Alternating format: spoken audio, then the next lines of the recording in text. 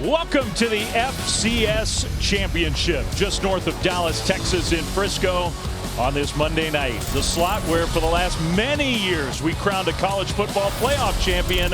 Tonight the spotlight is on the FCS. What a matchup we have. Number 1 undefeated Montana State, number 2 North Dakota State. They've been a power at this level for many years. We're just moments away from a championship game. First, let's toss it to the PA announcer here. Chris, what a cool scene. Welcome inside the booth here in Frisco, everybody. Dave Fleming, Brock Osweiler, Stormy Bonatoni is with us as well. We are so excited for this game. I mean, it's a really cool scene. I think it's a matchup that so many fans of FCS football wanted to see, Brock. Some of the best players in the game. Guys are going to play in the NFL sooner rather than later. Tonight, they're playing for a championship. Well, and that's what makes it so exciting. And what else could you want? You have number 1 versus number 2. The 15-0 undefeated Montana State Bobcats trying to take down the dynasty, the North Dakota State Bison that have won 9 national titles going all the way back to 2011. It's going to be a phenomenal matchup. Two teams that absolutely deserve to be here, and they're led by 2 outstanding quarterbacks. Yeah, probably the 2 best quarterbacks in the country, maybe the 2 best players in the country. And we'll start with Montana State and their legendary quarterback, Tommy Mellott. It was on this field, same matchup 3 years ago, where as a freshman, Tommy's legend was born.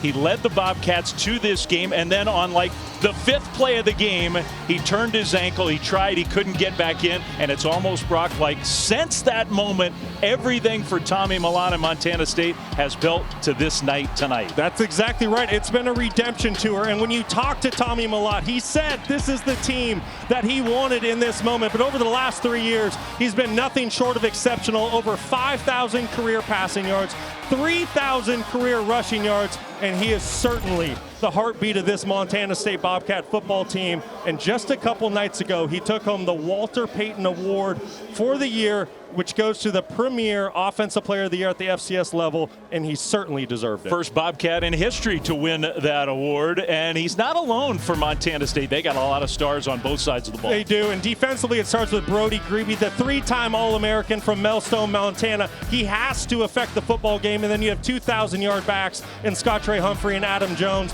who have been absolutely outstanding. This is the 2nd best rushing attack at the FCS level, going over 300 yards per contest. And speaking of full circle, the last time the Bison won the FCS championship, it was in that game 3 years ago against Montana State, and just a freshman. He was a different player back then, but Cam Miller was the quarterback for that championship team. That's right, Flem. He was certainly more of a game manager back in that first national title, but then he leads the Bison back as a sophomore for a runner-up finish, and now he's back at the national title for a 3rd time in his storied Bison career. He's a multi-time All-American, just an exceptional football player, and he's definitely the leader of this North Dakota State squad. And you see there the Walter Payton Award runner-up. So once again, we do have the 2 best offensive players at the FCS level dueling it out tonight. And just like with Montana State, there are stars for the Bison all over the place. Yeah, and it starts with wide receiver Bryce Lance. He's been exceptional this season,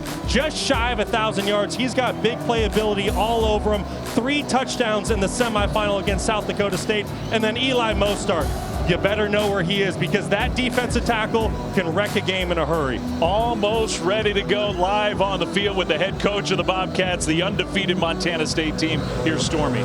Coach Vegan, the energy certainly building here in the building right now. This is the moment you and your team have been working all season for. What do you finally tell them before they head out on the field? Well, just think about this long journey, all the hard work, all the ups and downs, and just the story ends tonight, and there's only one way for it to end. And your defense is out here first. What do you need to see from them right from the jump? Well, just getting off, starting stopping the run, defending the pass as well as we can, and bend but don't break. Good luck today. Thanks.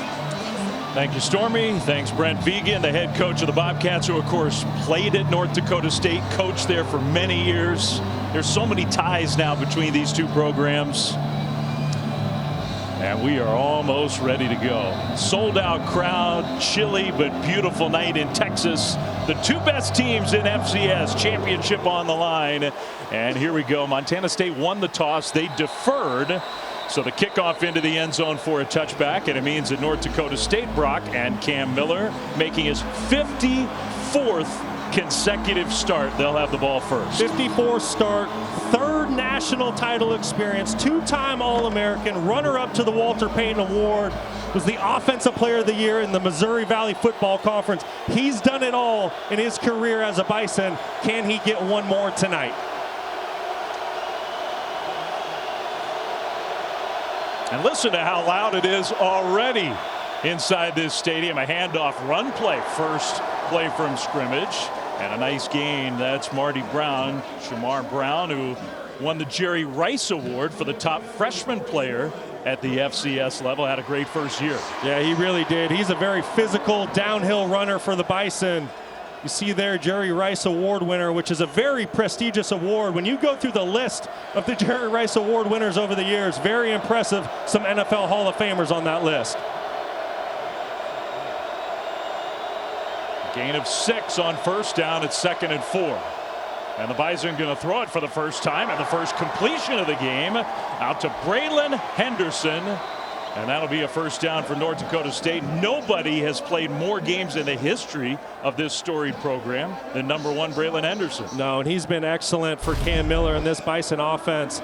A lot of trust between this quarterback and wide receiver, and what a special night for Braylon Henderson playing this national title game here in Frisco, Texas. He grew up about 20 miles away in Plano.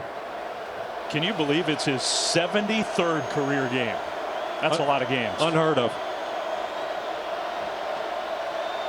So a first down, and now Miller looked like a design quarterback run, and it was well blocked. That was a good tackle by Rylan Ort to save a much bigger gain. It ended up getting 4 yards for the Bison. Well, and you can see the brand of football that North Dakota State, they want to play. They're one of the most physical teams in the country, and they've been doing this for a decade plus.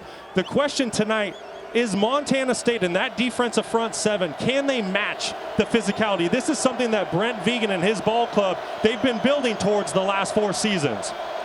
When they met here 3 years ago, North Dakota State ran for 380 yards on their way to a championship. A nice delivery from Miller and into Montana State territory. That's another North Dakota State first down, gain of 14. Yeah, great throw and catch into the zone defense, but it all starts with great protection by the offensive line. You're going to see here Bryce Lance on the outside just working a basic in cut, and you see the soft zone coverage by the Bobcats. That's something that Cam Miller is going to take advantage of all night, and there's the clean pocket for the quarterback to throw out of. Bryce, whose older brother, of course, you know, is one of the legends at North Dakota State, led the Bison to a national championship. Now in the NFL, Trey Lance. And Bryce has had a huge year. 16 touchdowns to lead the country. Good play fake. Miller, though, open field tackle. That's Rylan Ort once again, and only a yard for the Bison. Yeah, that's an excellent tackle by strong safety Rylan Ort. Former walk-on who's now a captain, one of the leaders of this Bobcat defense. He is very comfortable playing in the box around the line of scrimmage. You see how good of a tackler he is on that last play. By the numbers, Montana State's defense, maybe not as heralded as their offense, but by the numbers, they were the best defensive crew in FCS football this year. First drive of the game. North Dakota State into Montana State territory. A play fake on second down, all kinds of time. Miller over the top and caught a diving catch along the sidelines. That's Rajah Nelson. It's a great throw and catch by the Bison. Montana State elects to bring nickel pressure, which creates a man-to-man situation outside. And Nelson does a phenomenal job of winning on the sail route. And right now, Cam Miller, he's fully in control and in rhythm early in this football game. Brown in the backfield, first down inside the 20. Just barely. Brown gets it, straight ahead run. And down to the 15-yard line. Big Paul Brott makes the tackle, but a gain of 5. You know, and when we talked to the North Dakota State coaching staff, they kind of gave us a hint that they felt like they truly would be able to control the line of scrimmage. They thought their physicality was superior. And right now, early on in this football game, they're certainly showing that. Montana State, they have to find a way on first and second down to get North Dakota State out of rhythm. Saw a quick glimpse of the first-year head coach Tim Polisak trying to lead North Dakota State to another national championship on second down and 5. Brown gets it again, right side run, and tackled short, not by much. McCade O'Reilly with the tackle, but a gain of 4. And you see the command that Cam Miller has at the line of scrimmage. He audibled that play. He saw something within the Montana State defense. He wanted to check a play, and there's his head coach, Tim Polasek, first season here at the helm. Longtime assistant, won 5 national titles with the Bison as an offensive assistant. And he does trust his quarterback. First third down of this first drive of the game.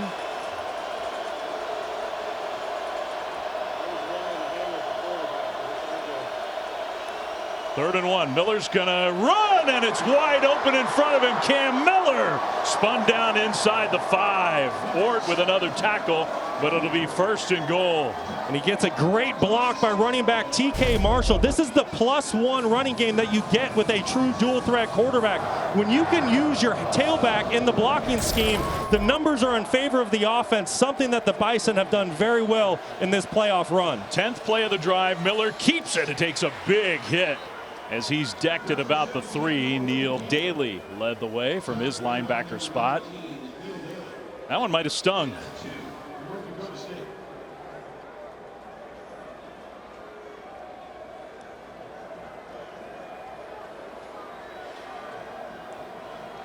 It's turning into a very long drive to start this game. 6 minutes off the clock, and the 11th play of the drive. Saw their offensive coordinator Jake Landry, also his first year in Fargo. Miller with Brown in an I formation, the fullback in front. Brown gets it. Brown will get tackled short. It's a really good tackle by Neil Daly, coming in from his outside linebacker position. Does a great job of scraping over the top and getting into the backfield. Someone who's had a great second half to the year for the Bobcats, filling in for some injuries. This is going to end up being a 7-minute game opening drive.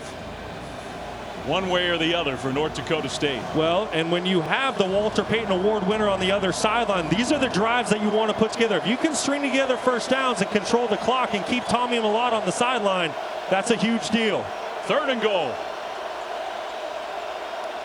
Miller is going to run it left. Cam Miller dives, and he got there. Touchdown. His helmet came flying off, but a touchdown, North Dakota State. What an opening drive in this championship game. And hopefully Cam Miller's all right. The headband's off, the helmet came flying off, but he made it in.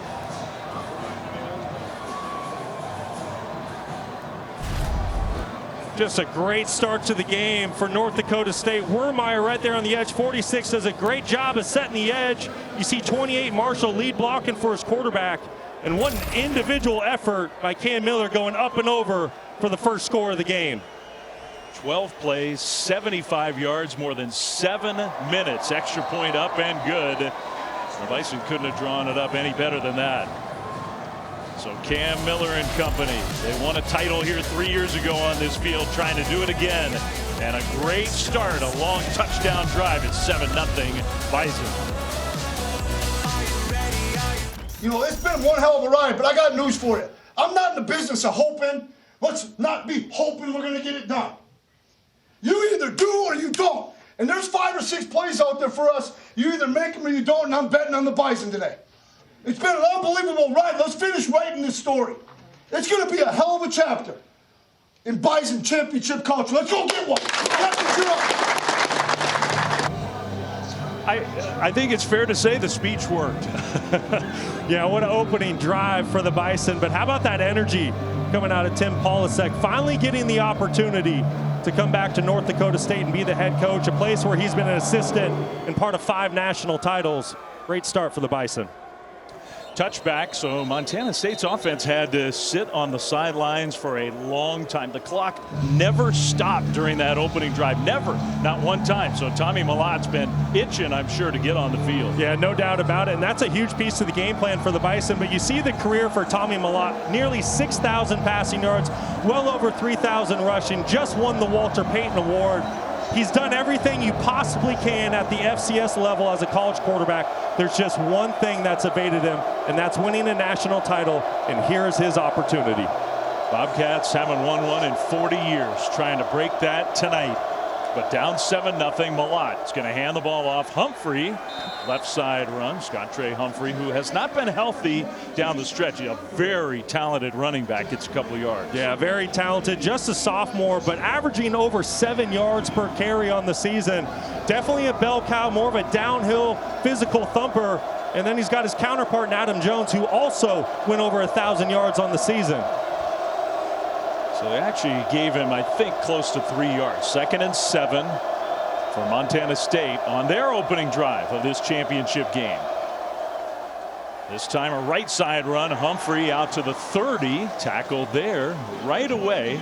And North Dakota State only had 1 third down on that opening drive. Right away, Montana State faces what feels like a pretty big one early in the game. Well, it's a huge piece of the game, because if you have an offense that's able to sustain drives, run the football, control the line of scrimmage, you're ultimately going to control the clock, and that's what Montana State wants to do. So you're right, Flem. This is somewhat of a gotta have it here early in the first quarter. This is where Mellott is so hard to stop with his ability to scramble and throw.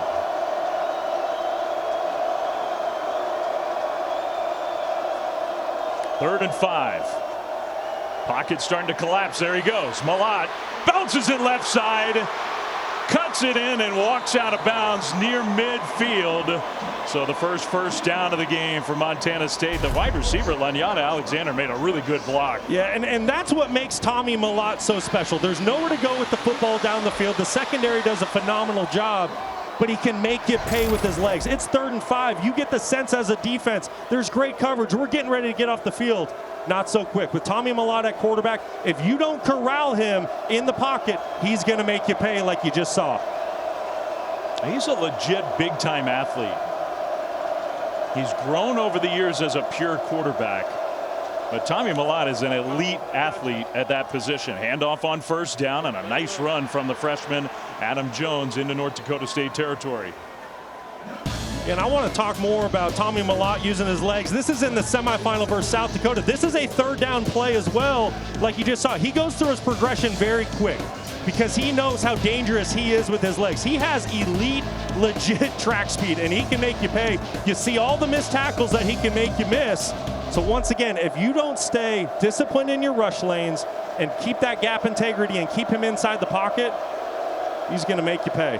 And the running has increased in frequency as the years gone on. These big games, they kind of take the reins off Tommy Mellott.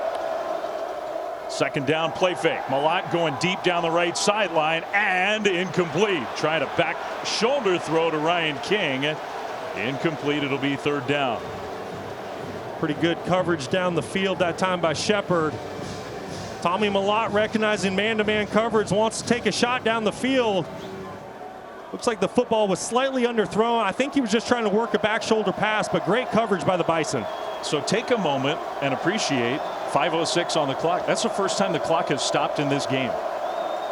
We're in the middle of the 2nd possession if you're just now tuning in. It's been complete ball control by North Dakota State. And here you have the Bobcats marching in their own drive. You got Taco Dowler, wide receiver and a playmaker in the backfield. They fake it to him, throw a screen, and then the ball comes out. North Dakota State has it. Shepard recovers after a completion and a fumble. It's a turnover here in the first quarter. I don't know if the receiver ever had possession there.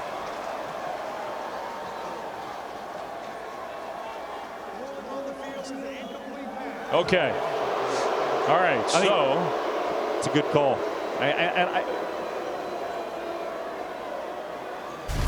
Real time, it was close. The punt team's going to come out. That was Rohan Jones, the tight end. We do have Matt Austin, our rules expert, with us tonight. And Matt, I don't know if you have a good look at this one. You agree with the call on the field incompletion? Yeah, Dave, I do. I agree with Brock. He caught the ball. He made a quick turn. He was hit immediately. The ball came out. He had firm control, but he just did not satisfy the time factors. That's a good incomplete pass call. But it is so it's not a thank you, Matt. It is a stop. It's not a turnover, and a good punt will pin North Dakota State inside their own 10.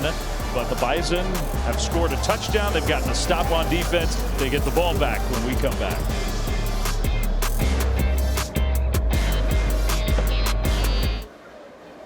Back here in Frisco, Texas, not easy for North Dakota State to get back in this FCS championship game. They had to take down the two-time defending national champions, their rivals, South Dakota State, in the semifinal. They did get to play the game at home. Bryce Lance, wide receiver, had an amazing game. Not one, not two, 3 touchdown catches. And Brock, the third one in the final minutes in a tie game is about as good as it gets in a championship kind of setting. That's exactly right. That's history right there. Against your rival in the semifinal to send your team to the national title. It doesn't get any better than that. And the legend of Bryce Lance is just beginning up in Fargo. Yeah, because it's amazing. At the beginning of the year, they were not expecting him to be a huge part of this offense, and all he did was lead the country in touchdown catches. Huge growth from Bryce Lance as the year went on. Montana State's defense was on the field for a long time that first drive of the game. Handoff on first down and a straight ahead power run for Marty Brown. Gain of 4. So far, game plan exactly to form for the Bison. 12 plays, 75 yards, over 7 minutes off the clock. Bobcats had it for just under 3. Yeah, and this is the blueprint that the Bison have played with for 15 years. They control the clock on offense. They're efficient in the pass game. They only have 6 turnovers on the year, so they protect the ball and they play great defense. This is the blueprint that they wanted coming into tonight.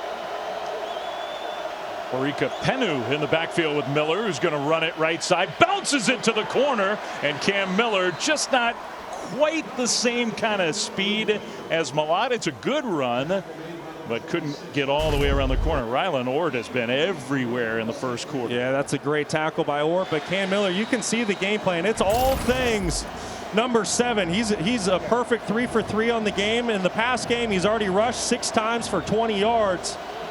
They're going to put the ball in the senior quarterback's hands and let him carry the team tonight. Big play in the first quarter. 3rd and 4.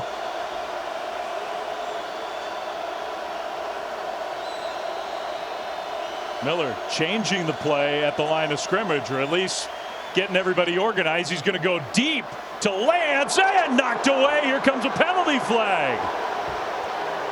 Well, the ball got knocked away by Andrew Powdrell, but a flag came in. Yeah, Powdrell, his left arm was draped over the wide receiver.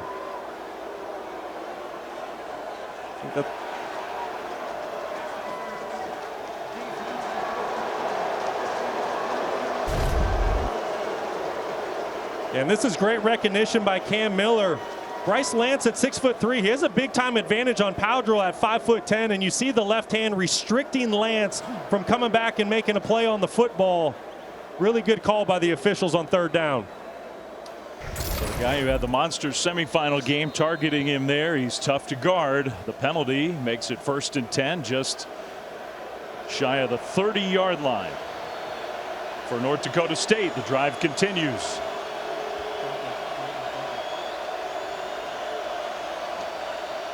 Miller under center is going to hand it off. No. Penalty flag thrown.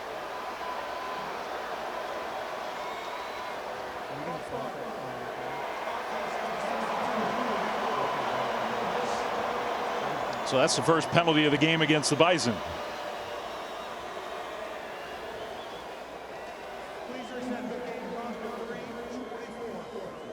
One of those big dudes up front, Griffin Empey, they average on the offensive lineman. This is FCS football. They average 6'5", 304. Yeah, it's certainly a big front, but it fits the personality that this football team plays with. They want to be physical and control the line of scrimmage, and right now that's exactly what the Bison are doing. 1st and 15. They'll hand it off right side, and just not a whole lot there, although tough finish to the run by Brown. Brody Grebe in on the tackle, the leader on the defensive side for the Bobcats. Yeah, and that was all set up by middle linebacker McCade O'Reilly. Did a great job of shooting through a gap from his middle linebacker position. And then Grebe there to clean up the play for the Bobcats. Now, Montana State's defensive ends are both very good. They're productive. They are at a size disadvantage. Yeah, and you talk about Brody Grebe. I mean, he's a 3-time All-American on the edge, and right now you have Hunter Parsons out there opposite of Grebe. Very talented group, but right now North Dakota State really in control. Miller throws a little high, but a great catch by Rajah Nelson, who's made a couple good ones in this first quarter. It's a really good catch by Nelson. Just a little basic inside quick slant. It's a great accurate throw by Miller. And then Nelson showing you the strong hands, bringing the football down with contact. It was really tight coverage by Miles Jackson. Not much pressure on Cam Miller so far. Montana State's had 36 sacks on the year as a defense. This is the moment when Brody Grebe needs to step up for the Bobcats.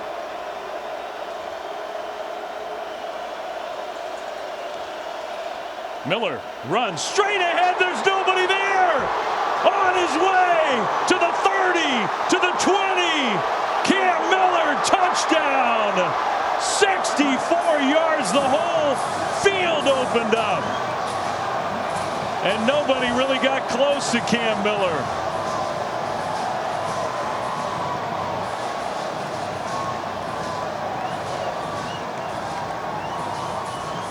What a play call by Jake Landry. Obviously he saw something as he was getting ready for this football game. And when he goes into a 5-wide set for the Bison, the way the Montana State defense adjusted, there was no linebacker left in the box. Just a 4-man box. Great call by Landry.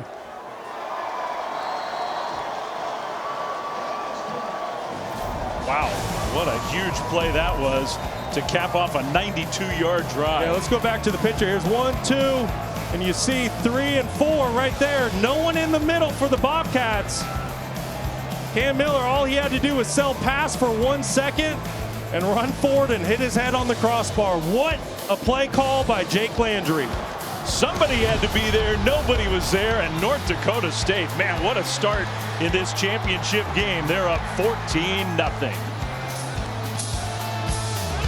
Wow, what a beginning to this FCS championship game for the dynasty team at this level. North Dakota State, although they have not been in this game, they haven't won a championship since they were here in early January 2022. But Cam Miller, who was just a freshman back then and led the Bison to that title, trying to cap off his great career with another one. And he is off to a flying start in this game. 14-0 kickoff into the end zone, and that'll be another touchback.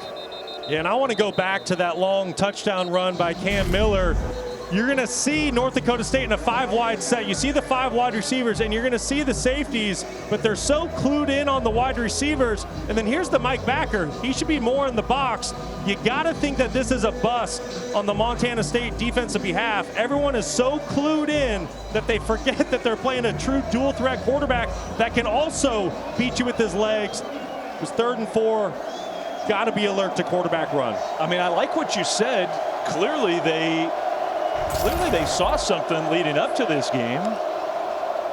But it's not like it's a total shock, and now the Bison defense swarming all over the place. The first carry of this drive, Adam Jones just had nowhere to go. It's not like it, I mean, he may not be as purely fast as Tommy Mellott, but running the ball has been a big part of Cam Miller's career. Yeah, and that's why I say it just had to have been a defensive bust. When an offense goes out into a 5-wide set, you have checks that you're going to go through as a defense. You got to think somebody got out of position. There should have been a defender in the box for Montana State. Montana State's got to be a little stunned as we near the end of this first quarter. Dowler comes in motion. And Jones gets another carry. Jones! Wow, that was a tackle by Nick Kubitz that saved a much bigger gain because Jones has a lot of speed. He's still got 6. It'll be 3rd down. Yeah, that was a really good tackle by Kubitz. Adam Jones, the offensive freshman of the year in the Big Sky Conference, over 1,000 yards on the season. When he gets going downhill, he brings a load at 6'1", 200 pounds. Really good open field tackle. But 3rd and 2, final minute of the first quarter. Brent Vigen knows his team needs a play, more than just one. But on 3rd and short, trying to keep the drive going. Jones gets it again. Jones got stopped. He pushed forward and got close. We'll see. We know because the kick was a touchback, and they do spot him to the 35, so it is a 1st down. Makes it a little easier. All you got to do is get to that line, and he did. Well, in so many ways, Montana State desperately needed that 1st down. This is only the 4th total possession here of the game. and Montana State already down 14 early needs to stay on the field.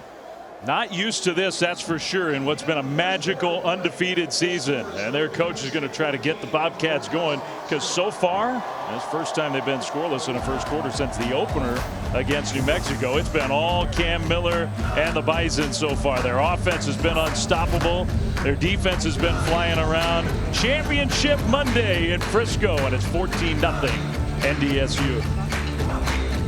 Coach Polisek, you have raved about your quarterback Cam Miller's decision-making all week long. What have you thought of his decisions here so far? Well, outstanding. The pass game, he's been extremely accurate. We've cultivated a couple matchups, and it's helped us with the PI penalty, and then what a call on the quarterback draw. What do you need to see from your defense here? We just keep playing hard, right? We got to keep number 4 bottled up, and I'd like them to look at this play here. Thank you. A little short-circuited there. The head coach, Tim Polisek, who, Brock, you and I noticed, very confident in the lead up to this championship game. I think he felt like his team matched up well against the undefeated Bobcats. Second quarter, Mellott fakes it and keeps it. Tommy Mellott across the 40.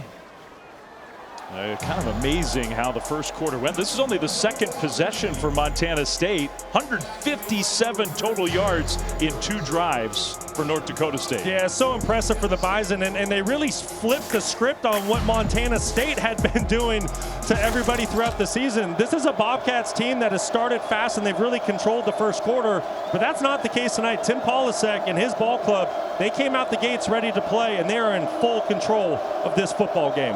152-39, the cumulative first quarter score for Montana State this year coming into this game. Humphrey left side run, and nothing easy for Montana State in their powerful run game. He did get 3 yards to set up 3rd down and short.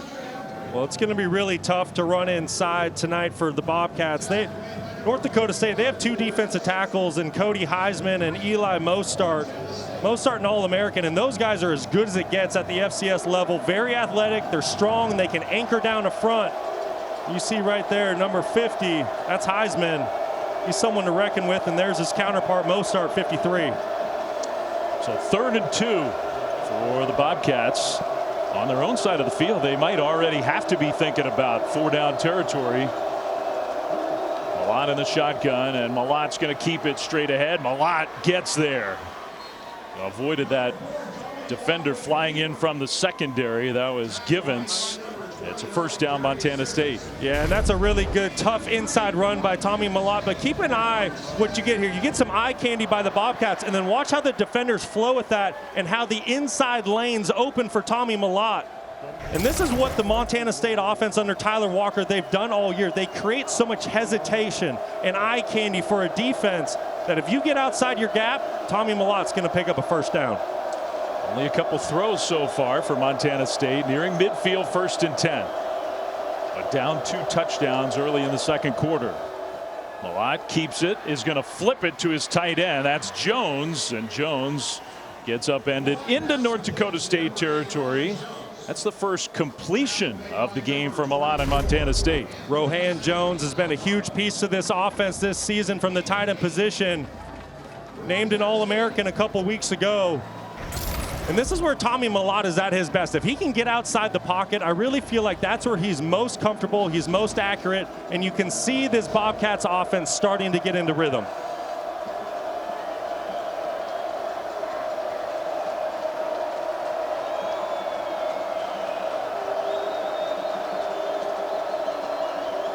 Second and 2. Fake in 2 different directions. Mellott started to take off and got dragged down from behind by Toby Anena. He does get the 1st down. He wanted to go deep. Yeah, he was trying to take a shot down the field, nowhere to go with the football. And Anena, 93, coming off the top of the screen. He's working up there on Titan Fleischman. Just a relentless effort there. High motor player for the Bison. Doing a good job getting to Tommy Mellott. So they were trying to throw the ball. They end up running it with their quarterback. 31 plays combined between the 2 teams so far, 24 runs. So it's been a running power football kind of first half in this FCS championship. Handoff, Humphrey. Humphrey takes a big hit, but did get a nice gain over the left side of 5+ inside the 40. It was a really good job of Humphrey making the safety Ryan Jones miss in the hole. You're going to see Ryan Jones come down, number 27, flying down into the hole to make a play.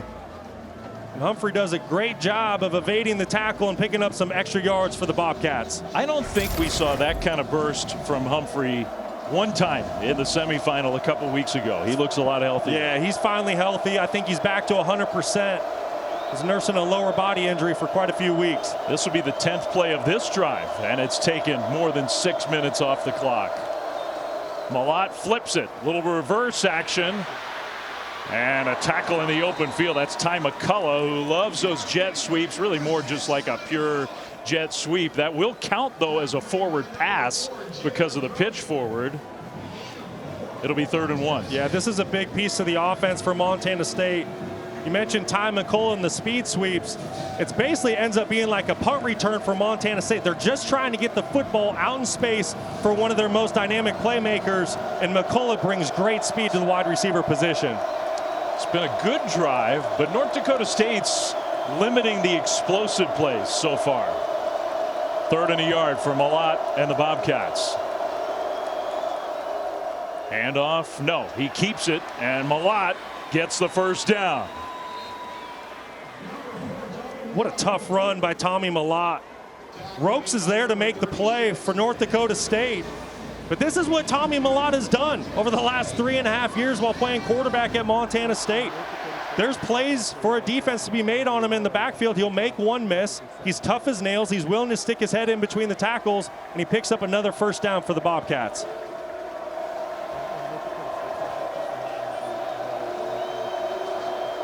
Jones this time in the backfield alongside Mellott. McCullough in motion, and they'll hand it off. Adam Jones again. Big hole, nice gain, but a good open field tackle, so it's just 5 yards. Well, when you talk with defensive coordinator Grant Olson for North Dakota State, he said over the years of being a defensive coordinator, he's kind of changed his philosophy a bit, but there's one thing that he knows. If you're a good tackling team, you're going to win a lot of football games, and that's what you're seeing out of North Dakota State right now. It doesn't matter that they haven't played a game in 2 weeks. They're tackling right now at a really high clip. 13th play of the drive, and they're still outside the 25-yard line. Very deliberate down the field. On 2nd and 5, little pressure comes. They hand it off. Jones spins around and gets the first down. Gain of 6. Still just outside the 20.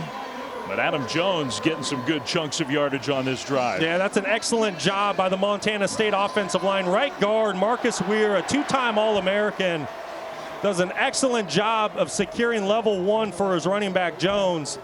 And North Dakota State brought some pressure, and when they do that, if you pick it up right in your run scheme, you can cut a defense in half, and that's exactly what Montana State did there to pick up another first down. 14th play of the drive, the longest play of this drive, 8 yards.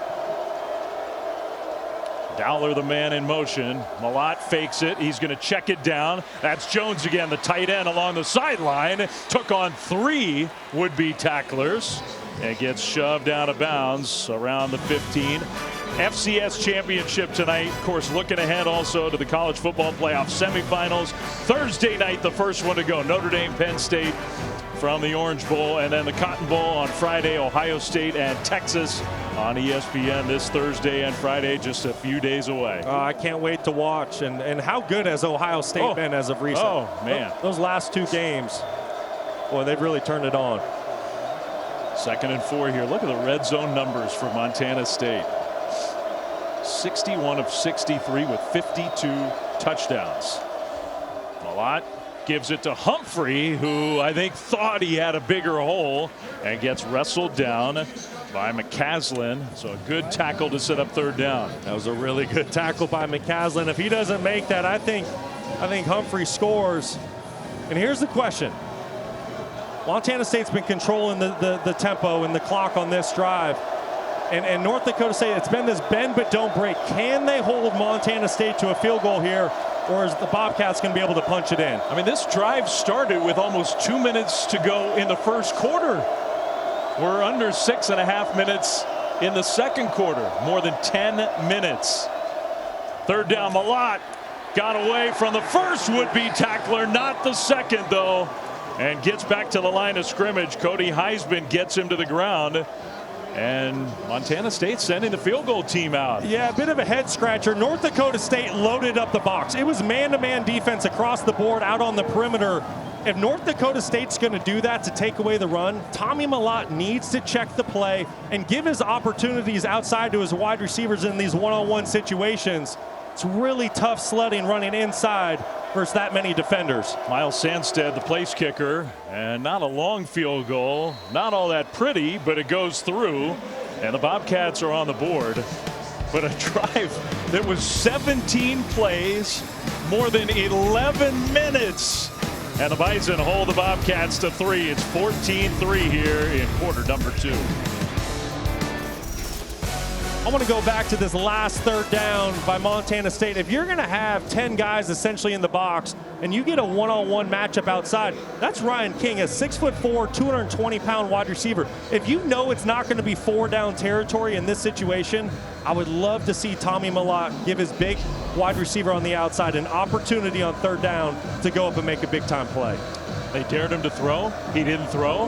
And that play didn't have much of a chance of succeeding. So the kickoff a little short of the goal line, returnable for North Dakota State after the long drive holding the Bobcats to just a field goal.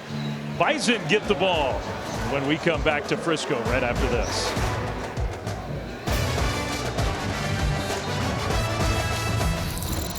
Well, the history of the North Dakota State football program goes back even farther than this, but they have such an incredible legacy of coaches in the modern era. Craig Bohl's kind of the guy that in this era got it going, won 3 FCS national championships, handed the baton to Chris Kleiman. He won 4 of them. That's when North Dakota State really cemented its status as a dynasty. Matt Entz, who's now the head coach at Fresno State, won 2 championships, including the last one for North Dakota State back in January of 2022.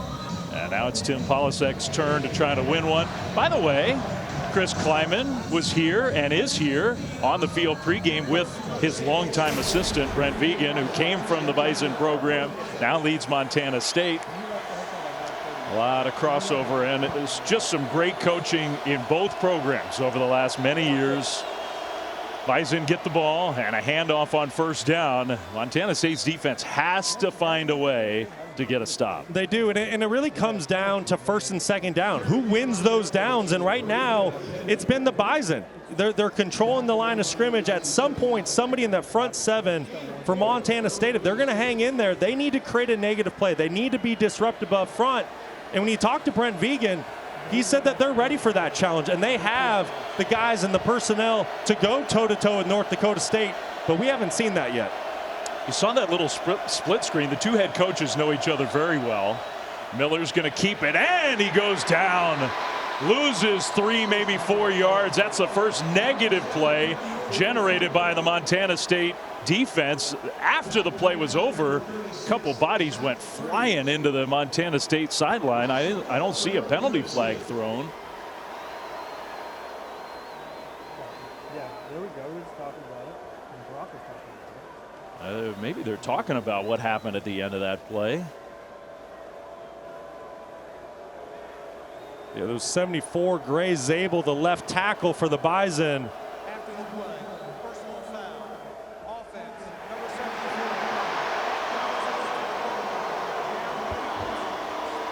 74. So the flag was sort of lost there on the sideline. There was a flag lying in the middle of all those bodies. Yeah, we're looking for 74. That's Gray Zabel, the All-American left tackle for North Dakota State. In football, you want to play to the whistle, but you can't play through it. Oh, yeah, there went that penalty flag. So the negative play plus the 15-yard penalty, and the first real chance for the Bobcats defense to come up with a big play here. On 3rd and 22, deep in North Dakota State territory.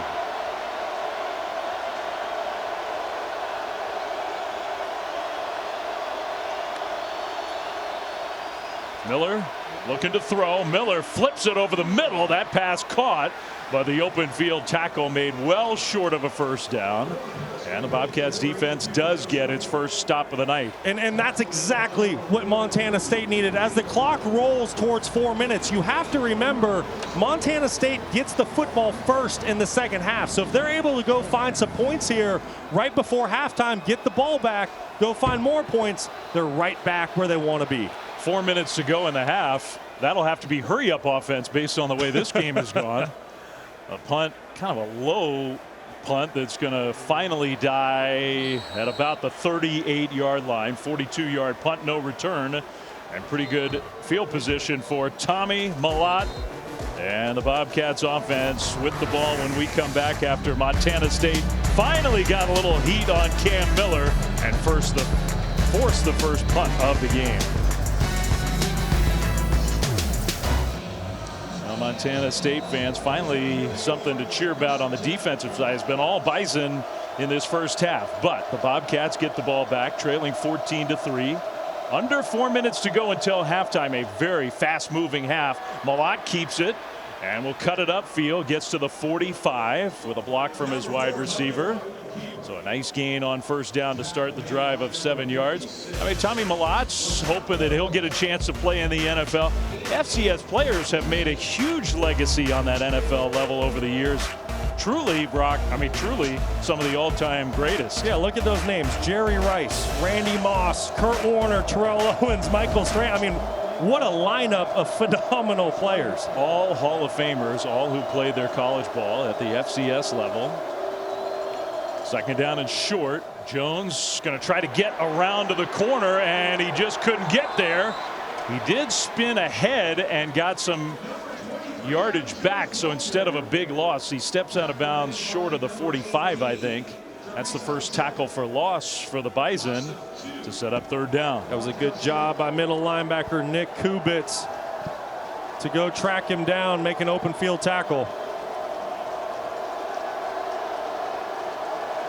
So they did spot him for a loss on the play of 2. Keep an eye on Taco Dowler going in motion for Montana State right now. He's kind of been the go-to guy as of late for Tommy Mellott on third down. Yeah, he's been very quiet in this first half. Big-time playmaker. Third down and 4. Mellott trying to buy some time. Now he's going to scramble. Mellott tucks it and just enough speed to get to that mark. That's what he does. He's just so fast. I think the defender so often thinks, I got the angle, I can get there, and you can't get him. Well, we've said it, we're going to say it again. As a defense, if you do not contain Tommy Mellott inside the pocket, which you're going to see the Bison lose rush lane integrity, there needs to be a defensive end setting the edge. This is exactly what Mellott will do to you on third down. So the 2-minute timeout here in the first half of this FCS National Championship game. The number 1 seed, the undefeated Bobcats, on the move, but trailing 14-3. Just amazing, Kevin, and it's exactly the way that North Dakota State wanted to play it. They have to be thrilled with how it's gone so far, but Dave Fleming, Brock Osweiler, Stormy Bonatoni. Brock, you made the point a minute ago. Big 2 minutes here. Montana State gets the ball to start the second half. They're on the move now. Well, 1st and 10 Bobcats just across midfield. Handoff Jones left side, and a good stop right at the line of scrimmage. Yeah, and who else would it be? Cody Heisman working with his counterpart Eli Mostert on the inside. Those 2 defensive tackles, if you don't get 4 hands on them, they're going to be disruptive. And Montana State here, they do have 3 timeouts. They do have plenty of time, but at some point you're going to probably want to try to tick up the tempo a little bit here and maybe even try to start pushing the football down the field a bit in the pass game. Biggest play for the Bobcats offense has been that 19-yard scramble from Mellott. Otherwise, they've hardly had a play. The second longest play was 8 yards. Bison have prevented the big gains here in the first half. Play fake. Mellott steps up and throws incomplete. His running back Jones wasn't looking for the ball. So that will stop the clock. 1:14 to go until halftime. It's 3rd and 9. Yeah, Tommy Mellott, he was under some serious duress, but if he had just another half a second, his tight end, Rohan Jones, right in the middle of your screen, you're going to see number 8 pop right there. There was an opportunity for a big play for the Bobcats, and this is certainly where this offense does not want to live, in a third and obvious passing situation.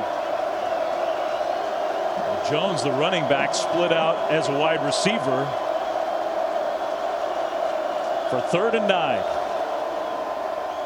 4-man rush, and they get to Mellott. So they only rush 4, but Lashaka Rokes got there and made the sack. Now Mellott sort of spun forward. I thought he got blown down around midfield. He kept going, and the officials are saying he was, I guess they're saying he wasn't down. I don't think he was ever down. Great job by Rokes winning on the All-American left tackle, but Wow. Tommy Mellott. And he knew, he was aware enough. So North Dakota State uses a timeout, but they might have called it without realizing that this play got positive yardage. It wasn't a sack. No, and that's so tough on the officials. You want to see the play be able to let go and err on the side that the ball carrier's still up, because you can always bring a play back, but you can't restart a play. It was an incredible effort by Mellott on 3rd down to stay alive. Yeah, clearly no knee down or elbow. And because it's not a sack and it's a positive gain, it's 4th and 5. Montana State may well be thinking about going for it here. We'll see. After the Bison were the team that used the timeout to stop the clock. It'll be very interesting to see what Brent Vigen goes with. If I'm coach, I'm punting this football deep. I know I get the football to start the 3rd quarter. I don't want to give North Dakota State a short field with 2 timeouts if I don't pick up the 4th down. I think you need to play the long game at this moment in time. So let's see what Coach Vigen decides to do. The offense is staying on the field, Brock. We're going to circle that play if Montana State keeps the ball here. That effort by Mellott to get positive yardage and set up this decision. Now, if you're North Dakota State, you have to expect a hard count by the quarterback here, trying to draw you off sides and get the free 1st down. Good point. So we don't know for sure yet if they really intend to go for it. On 4th and 5. Tight end in motion. Mellott takes a snap. They are going for it. Pressured. He throws incomplete. Threw it too high.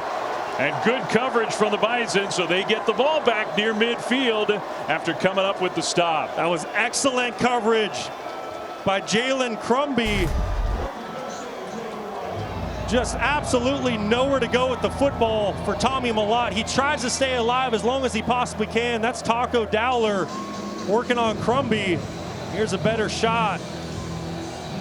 It's an excellent job by the Bison defense to get off the field and give their offense the football back with 59 seconds and 2 timeouts before half. Yeah, the field goal kicking hasn't been perfect for North Dakota State this year, but they are definitely in good position here to try to get points before halftime. Cam Miller's played a great game so far. Dumps it short, and it's incomplete. Trying to hit Brown, the running back. It went off his hands and hung in the air for a second or so, but it falls incomplete to stop the clock. If you're North Dakota State, you have plenty of time, 2 timeouts, and realistically, if you can get to about the 35-yard line in these weather conditions, you probably feel good about a field goal attempt. You can work any part of the field in this situation if you're the Bison. 2nd and 10.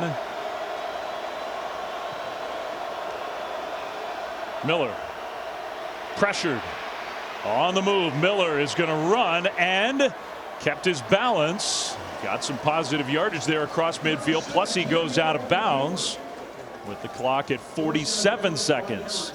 It's a gain of 8. It's a really good job of Cam Miller, really making something out of nothing. Absolutely nowhere to go with the football down the field. I think you need to give a lot of credit to Bobby Daly and the defense that he was playing there. But Miller picks up 8 positive yards, and they're knocking on the door for field goal range.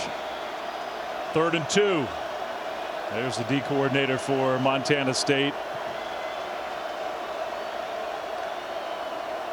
Miller in the pocket, throws short. That's complete to Lance for a 1st down. Plus he steps out of bounds inside the 45. Yeah, and I don't understand why Montana State is playing such soft coverage on 3rd and 2. I know you don't want to give up the big play, but you have an opportunity to potentially force a 4th down situation. Great recognition by Cam Miller to just take Bryce Lance on the quick, easy access throw. Simeon Woodard was nowhere near Lance in coverage there. So a first down, North Dakota State. 2 timeouts. Run game is still available.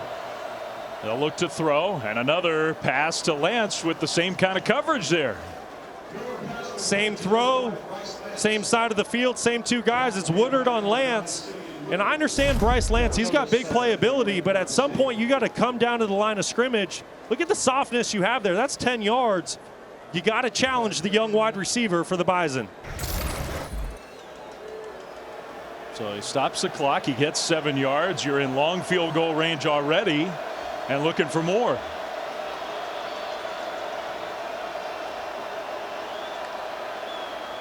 Cam Miller, plenty of time, throws, and that one is complete. Down to the 25. That's Nelson with another catch, a gain of 10. It's an excellent job of Nelson just feeling out the zone coverage by the Bobcats, sitting down in the soft spot, and Cam Miller so smooth and accurate when throwing that football. And I think a good decision. They hustled to the line. The clock stops to spot the ball after the first down. You hustle and get up there, but if you're not 100% ready to go, call the timeout and stop the clock. So 34 seconds, already leading 14-3 while we have a moment. The next NCAA championship will be the Indoor Track and Field Championships on March 14 and 15 on ESPN+, March 16th on ESPNU. For more information, visit NCAA.com, the home for all 90 NCAA championships. Well, this all was set up right near midfield. Montana State went for it on 4th down, didn't get it. And North Dakota State gets the ball back with those timeouts with a quarterback who's feeling really good. And now they're in position to get points. Yeah, that was a big decision on 4th and 5 for Brent Vigen. And I just really didn't feel like at that point in time in the game you needed to go for on 4th down, especially given North Dakota State a short field. But how about the execution by this Bison offense? Cam Miller making his 54th career start in complete control in this 2-minute drill.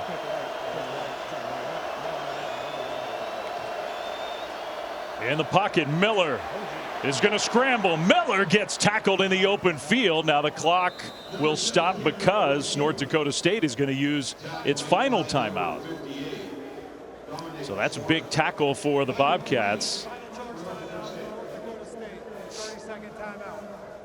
I mean, the 2 best quarterbacks, Brock, in the country playing in this game, but it's really been Cam Miller who's been the star. Yeah, no doubt about it. 8 for 9 on the game, 82 yards, and he was really excellent from the very first play of the game. And then also 10 carries for 91, laying his body on the line, willing his team to this first half lead. And you see the big touchdown run on the quarterback draw. Had to have been a bust by the Montana State defense, but it has been all things Bison here in the first half. And Cam Miller putting himself in great position here to get more points going into halftime. Throwing and running, he's accounted for almost all of it for North Dakota State. You think about the quarterback legacy in this program, even just recent vintage between Carson Wentz and Trey Lance and Cam Miller and all the wins he's piled up over his career. Certainly belongs in the conversation with all those great quarterbacks. So now no timeouts. 28 seconds on the clock, already in field goal range. And a false start. That was Mason Miller, the big right tackle, who went early. False start. Offense, number 73. Montana State showing a little bit of pressure pre-snap. Mason Miller, the All-American right tackle, getting a little bit of a head start. Mason Miller showed up as a freshman weighing 237 pounds. Look at him now. He's a big dude. So 2nd and 12. Biggest thing here, if you're Cam Miller, you cannot take a sack or a negative play. Pressure gets picked up. Miller wide open in the middle of the field, and he changes directions. Finally gets tackled at the 10. Now his head coach yelling, clock the ball, clock the ball. They'll get up to the line of scrimmage, try to get organized here. They get it spotted back at the 10. Now the clock runs. Miller snaps and kills the clock. second time in this game where everything is opened up in front of Cam Miller, and he's just taken what the Bobcats gave him. Well, Montana State, they're going to bring a six-man pressure on that last play, and they kind of lose the lane integrity in the middle of the pocket. Cam Miller does an excellent job of feeling that, recognizing it, running vertical, and picking up huge yardage for the Bison here. He's got over 100 rushing yards, Miller does, in the first half. Again, no timeouts, 19 seconds on the clock. First and goal, second and goal after the play to kill the clock. Play clock winding down. Miller, nowhere to go with the ball. Miller throws, and it is a catch, but not in the end zone. Lance came back to catch it, and they say no touchdown. I think the ball is going to be on about the half-yard line. You can see Lance makes the catch. It looks like his feet are in bounds, and when his body hits the pylon, that's when the play's dead, and you can tell he is short of the goal line. So now Bison, and we're going to have a stoppage, maybe, to take a look. I mean, there's a lot going on here. Touchdown, no timeouts, 12 seconds, third and goal.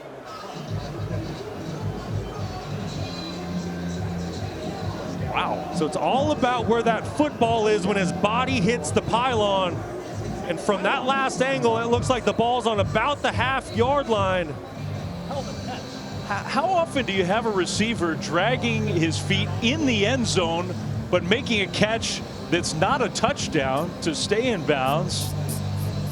Bryce Lance with an incredible effort there of the wide receiver staying in bounds. Matt Austin, our rules official. Matt, will you see it the way that Brock saw it? I do. I do think this is a catch. He does have firm control. He did get a foot down in the end zone, but the ball was short of the goal line when his knee touched the pylon. So I think this is going to be a catch at about the half-yard line. Wow. I mean, you just don't see a play like that very often.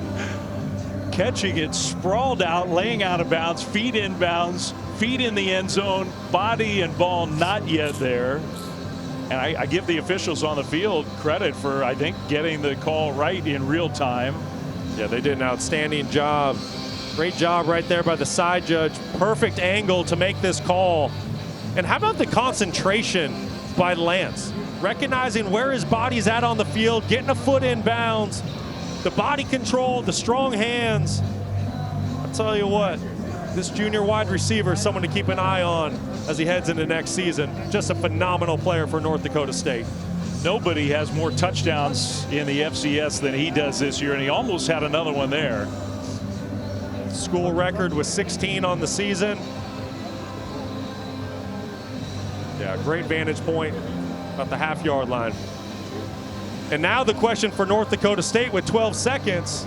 If you run the football here, it's one play, and that's your last opportunity. So I'm assuming the ball's going to go in the air, and they're going to have an opportunity to get 6 because Montana State, don't forget, about a minute ago, elected to go for it on 4th down at midfield. Amazing drive here, and give Miller credit. He continues to get it done. But you're right. You got the ball spotted right now at about the 1. If you run it and don't get in, you don't have time to get the field goal team out there and kick. Maybe you could try to hustle and get another play snapped. You probably don't have time to do that. Maybe, but the risk you run there is, does the ball carrier get held up by the defensive line? Do extra seconds tick off the clock? It'd be very interesting to see what Tim Polasek elects to go with here. So the ruling on the field, a pass completion spotted at the 1.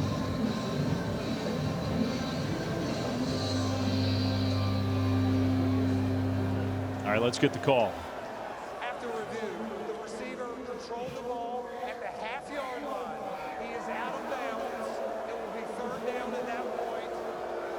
The clock will start on the snap. Please reset the game clock to 14 seconds.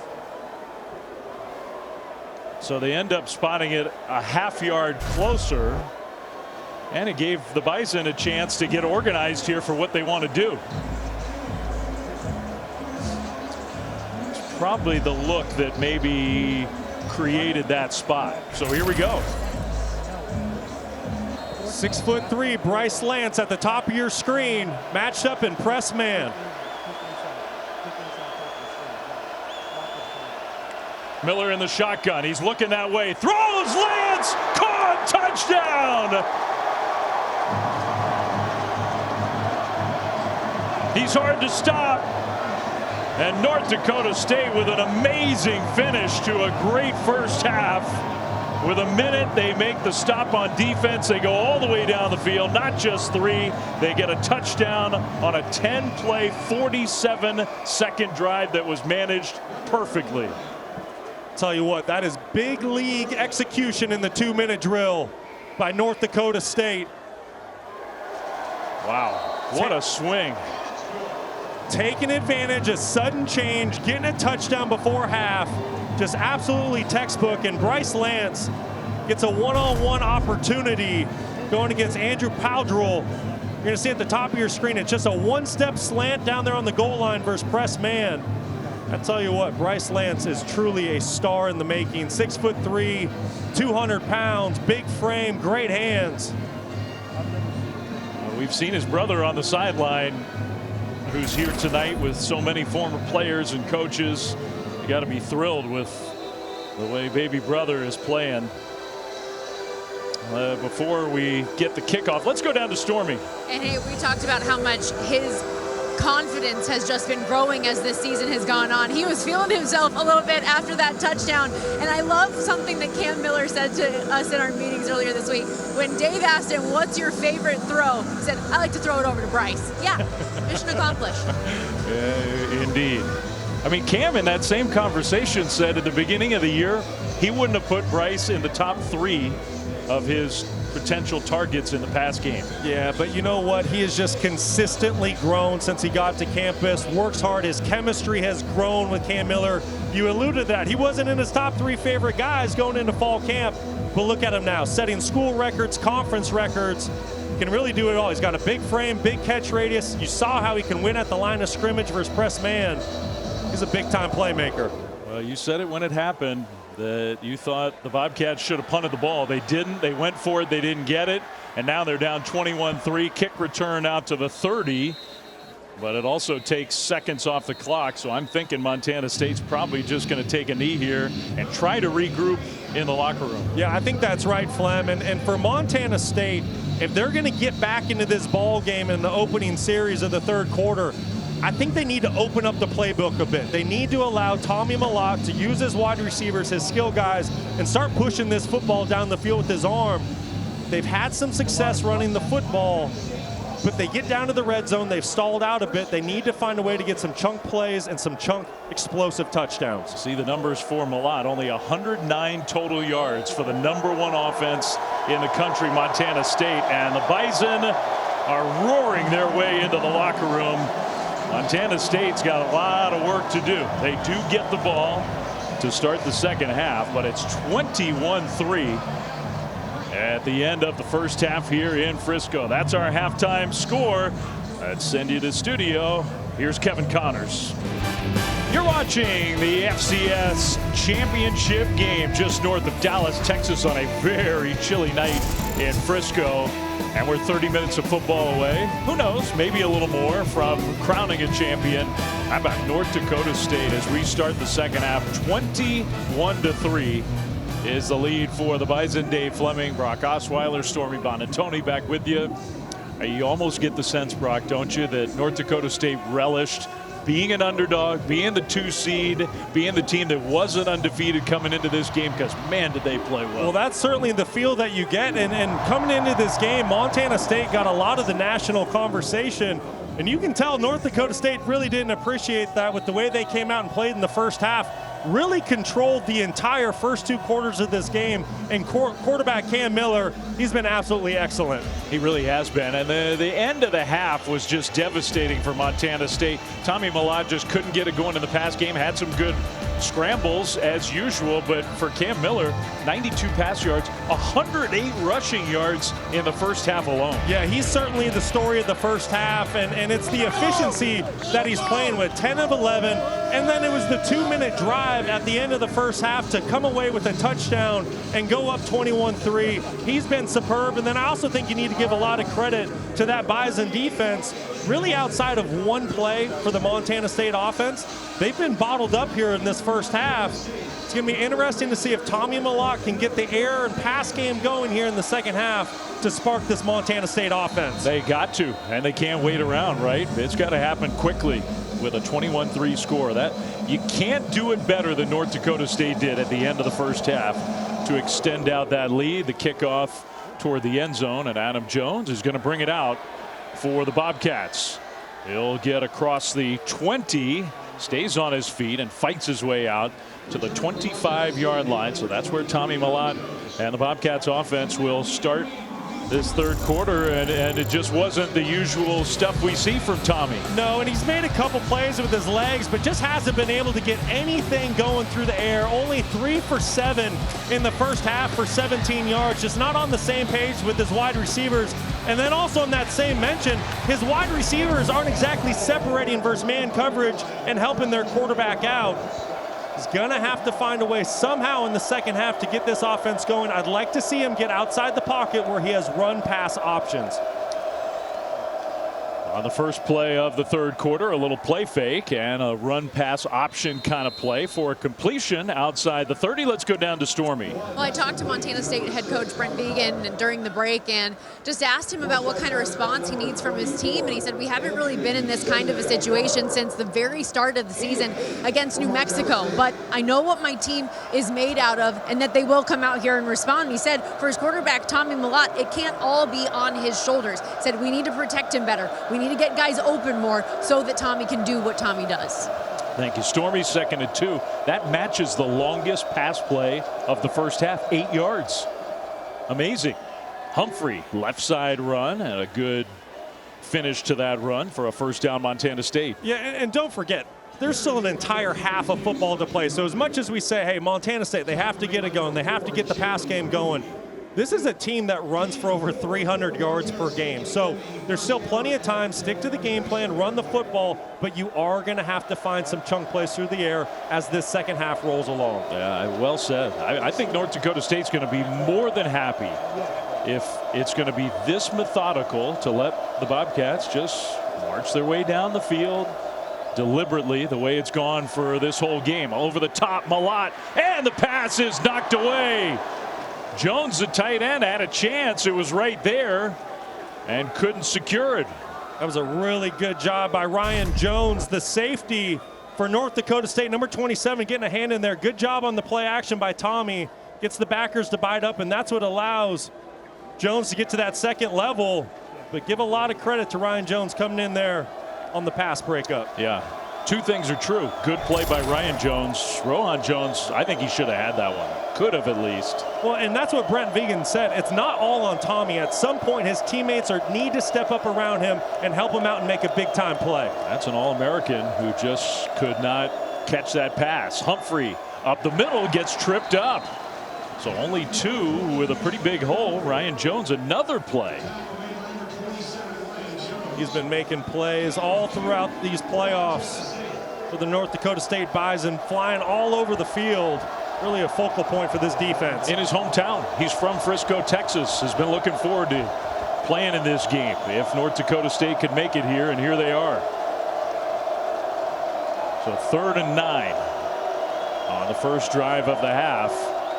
Nothing easy for Montana State. Taco Dowler lined up with a safety. Advantage Montana State here on 3rd down. See if they can get him the ball. He hadn't had a catch yet. They go to him, and Dowler makes a catch into North Dakota State territory. Took a big hit at the end of the play, but they finally get him the ball. And Tommy Mellott did a phenomenal job early in the down of holding the free safety with his eyes opposite of where Taco Dowler was working down the seam. And then how about Dowler holding on to the football after the big-time hit, and that is the exact play the Bobcats desperately needed here in the second half. Desperately, and Dowler is okay after that hit. The biggest play of the game for Montana State. Down to the 35. The shift on the D line forced the jump on the offensive line. That was kind of in that gray area of. Well, they may be talking about this one. Yeah, is that disconcerting signals, and really that's a movement. Anything, a quick shift, abrupt movement. False start. Offense, number 72. So they call it against the offense. Matt Austin, our rules expert, is with us. Is it fair to say, Matt, that in a way that's a little bit of a judgment call for the officials on the field? Very much so. The linemen jumped up out of their stance so quickly. What saved them is there wasn't any kind of exaggerated arm movement or anything like that. So it did look like it was just a regular shift, but it was definitely borderline. They call it against the offense. 1st and 15.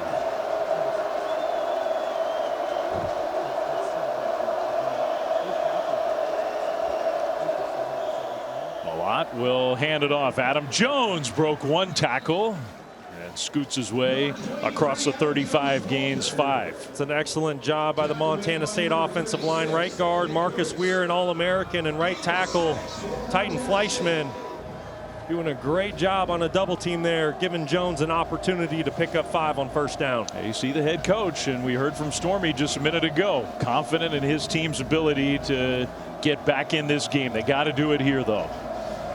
Because again, I mean, here we are, same story as the first half. That clock is moving.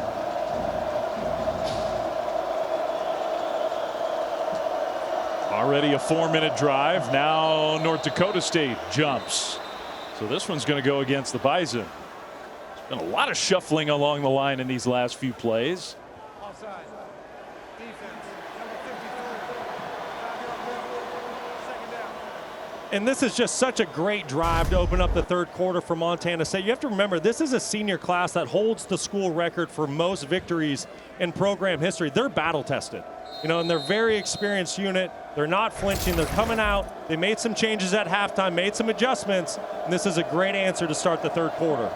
Tommy Mellott, 4.0 student, who's been honored as essentially the best student athlete, very even-keeled. You know he's not going to panic. 2nd down and 5. Jones gets the carry left side. Jones leaned ahead and gets stopped a yard short. So a gain of close to 4. It'll be 3rd and short. It's a really good tackle by cornerback Marcus Shepard. Not a lot of corners are willing to stick their nose into the trenches and try to go head-to-head with Adam Jones. Good job forcing a 3rd and short. Tackling's been outstanding for North Dakota State. Really good. Defensive coordinator Grant Olson said it was a big emphasis this season, and he wasn't kidding. If you're a good tackling team, you're a good defensive team. 3rd down and 1. Mellott, play fake. Tommy Mellott is going deep, and it's caught right at the goal line, just a little bit short. That's Ryan King. They're going to spot it at the half-yard line. Well, Tommy Mellott just does a phenomenal job of navigating the pocket. The pocket wasn't necessarily clean. There's some pressure that came off the edge. He did a great job of stepping up, keeping his eyes down the field and finding King. Boy, that ball, that's going to be really close. That might be one the officials want to take a look at. Real close. His backside hit the ground. He was sort of cradling the ball. That was close. Montana State, though, at the line, and so far they have not stopped it to review, so they're going to let him just play. Mellott, handoff. Humphrey goes backwards. So who knows? I mean, that could be a big call. There's no guarantee you get it in the end zone. Now it's 2nd and goal. Just an unbelievable surge by Eli Mostart and Dudenheffer, 64 for North Dakota State, playing with great pad level down on the goal line to shove the Bobcats backwards. I mean, it goes without saying, especially as close as that play was, you got to get in the end zone here. Yeah, no doubt. And if you're Brent Vegan, you know, maybe you don't wait for the officials to review it. That might be one where you want to review it yourself. Wow, that's close. They spotted him all the way back at the 1, and now the ball's at the 2 after the 1st and goal play. Mellott is going to throw. And you can't get sacked, he'll throw it away. He also got hit at the end of that play. So now it's 3rd and goal. It's a great job by the Bison defense. Not taking the bait on the hard play action. Secondary doing a great job. Wow. But there was a penalty in the end zone, a hold against North Dakota State. That's Marcus Goalie for the Bison. Matchup on the tight end. It's Ryan Lonergan. You can definitely see a little bit of holding. Look at the top of your screen at the very top. A little bit of a tug, a little bit of a face guard. Never got his head around to play the football. That's a big call. It was going to be 3rd and goal from the 2. Now it's 1st and goal from the 1. Mellott keeps it, throws, and dropped. Wow, that was a sure touchdown. And again, that's your All-American, Rohan Jones. That's an easy one. Mellott put the football exactly where you want it. He lays it out there. It's not like he's firing a fastball. And you just said it, Flem. That's an All-American tight end out there in Jones. That's right in the breadbasket. One he needs to bring in for his team and his quarterback. Man, it's sort of been that kind of night for Montana State. I mean, nothing in this game is easy. That's as close to easy as it gets. 2nd and goal. Mellott under center, almost lost the snap. Humphrey fights, touchdown. Wow, great balance, Scottre Humphrey. And there's your first touchdown of the night for Montana State. That last yard was hard to come by. How about that effort by Humphrey? He's met by linebacker Logan Kopp. Question is, did he get in? I think he's clearly in. It looks like that knee's up. Ball crosses the goal line. What an individual effort by Scottre Humphrey, and that's exactly what Montana State needed here to start the second half. Extra point up and good. It took him 4 tries from the 1 to get in. It was sort of agonizing in a way, but man, did Montana State need that coming out of the locker room. And I think the Bobcats can feel like they're back in this game. Yeah, no doubt about it. Exactly what the Montana State Bobcats needed. Tommy Mellott leading his team down the field, and Scottre Humphrey punching it in for 6. 1,000 miles of gravel, I've been walking with no shoes. North Dakota State can sense that 10th FCS championship, but Montana State undefeated, #1 team in the country. Feeling like they're back in this game after the touchdown to start the second half, 21-10. So now the Bobcats defense comes on the field, and Cam Miller, who was almost unstoppable in the first half, gets his first chance here in the 3rd quarter. Yeah, that's right, Flem. Nearly a perfect first half for Cam Miller and his offense. You know, and the thing that really impressed me in the first half is how the Bison controlled the line of scrimmage. Yes, Cam Miller was extremely efficient, 10 for 11, 92 yards and a touchdown. But it all starts with that offensive line for the Bison, and they were exceptional in the first half. Can they keep that going? The QB run was such a big part of it. Handoff on the first play here, and a short gain on 1st down. You figure one of the things that Montana State talked about at halftime was, how do we account for Cam Miller running the ball? Yeah, certainly, and that's a difficult task. Once again, he's arguably one of the best, if not the best player, along with Tommy Mellott at the FCS level, so that's a tough challenge. But that's a good start by the Montana State defense. You got to rally to the tackle, you got to stay in your gaps, got to stay eye disciplined. Bobcats fans here in huge numbers trying to give some energy from the stands as their team is down 11.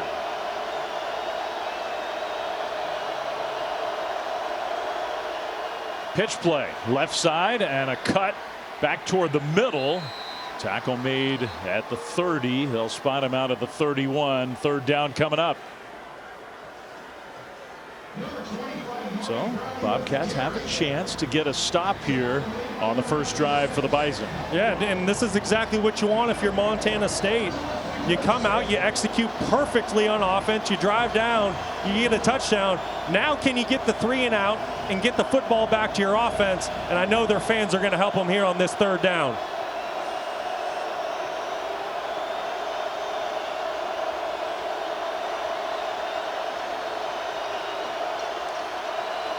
Miller is going to run, and Cam Miller will get another first down with his legs.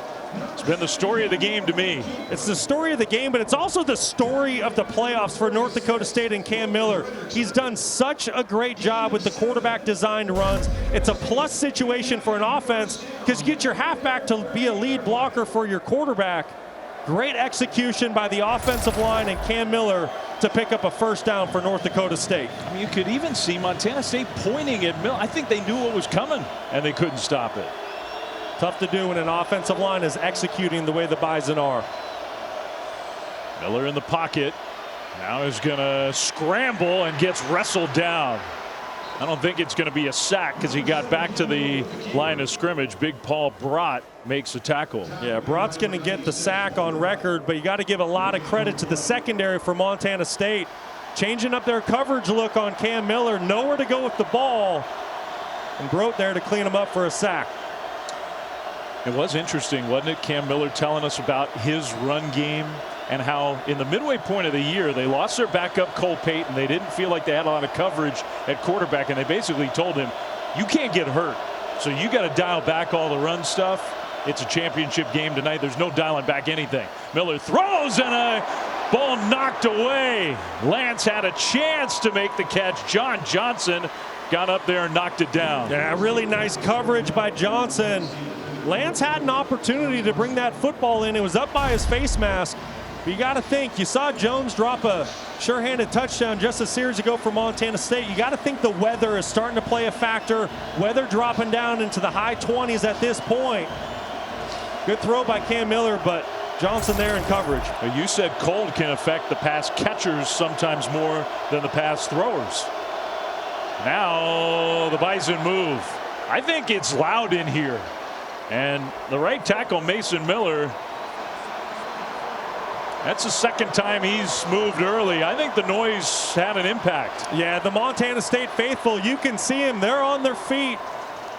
And they're geared up after that Montana State touchdown. They know the opportunity their team has here to get off the field. And what a momentum swing this can be. Both of these teams and their fan bases traveled exceptionally down to Texas. It was a big party the last couple days here in town, getting ready for this championship game.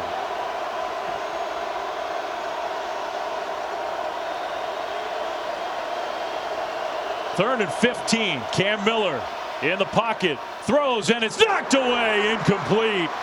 He had a man open, but Rylan Ort got there and knocked the pass down. It's fourth down. Yeah, great play by Ort. He's been making plays all over the field. He's a tackling machine. You see him in coverage there on third down.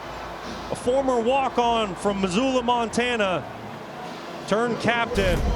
Just playing an exceptional game here tonight. You're going to see Ort right in the middle of the screen. Does a great job reading the quarterback's eyes, driving on the ball, and getting a hand on it to force the punt.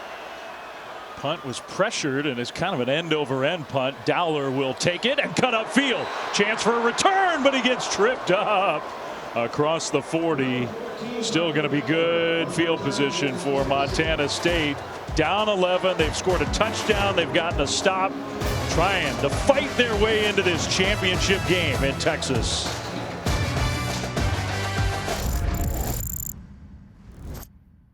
The 2024 Stats Perform FCS Walter Payton Award winner is Tommy Mellott, quarterback, Montana State. So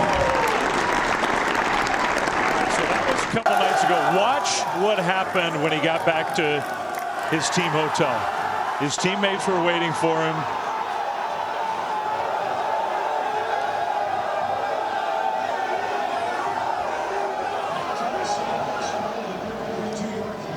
I think that says everything about who Tommy Mellott is, how he carries himself, the leader that he is. When you see your teammates embrace you like that, it says everything. I mean, it's one thing to be happy for your teammate. It's another thing to have that reaction. They love this guy. Bobcats get the ball back. Touchdown on their first drive of the half. Mellott is going to throw. He's got a man wide open. Down the seam, inside the 10. Ryan Lonergan, the tight end, 53 yards. It's first and goal. I thought he was going to take off, and he threw it. It's definitely what it looked like, and it was great play design by Tyler Walker. He sends a little speed motion, and it gets the Bison to bite up on the motion, and that's what allows the tight end Ryan Lonergan to get to the second level untouched and wide open. You're going to see the speed motion right here, and that gets the defense to kind of step up, and then your tight end slips to the second level wide open. That's the eye candy that Tyler Walker presents to a defense. It causes hesitation. First and goal, Mellott throwing, pass, caught, touchdown! Rowan Jones held on to this one. And this whole game has changed in the blink of an eye. 2 plays and back in the end zone for the Bobcats.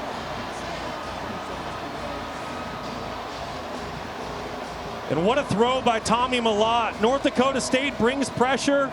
Tommy stays tall and strong in the pocket. He's fearless, keeps his eyes down the field, and throws an absolute strike to Jones. And they're going for 2 to try to cut the lead to 3. 21-16. Little pistol formation with Jones behind Mellott. He's going to fake it, fake a pitch, throws, and they got it. The 2-point conversion. More misdirection. And that tight end Ryan Lonergan, who had the big play down the field to set it up, he gets the 2-point pass. It's a 3-point game. This is a Tyler Walker special. He's presenting so much eye candy to a defense. There's play action, there's ghost motions, there's speed sweeps. Makes it so difficult on a defense to be disciplined with your eyes. We're going to go back to the touchdown. Here's the strike by Mellott to Jones. And then the 2-point play was just a perfectly designed play. You see the motion, the play action, and Lonergan pops wide open, and Montana State is back 21-18.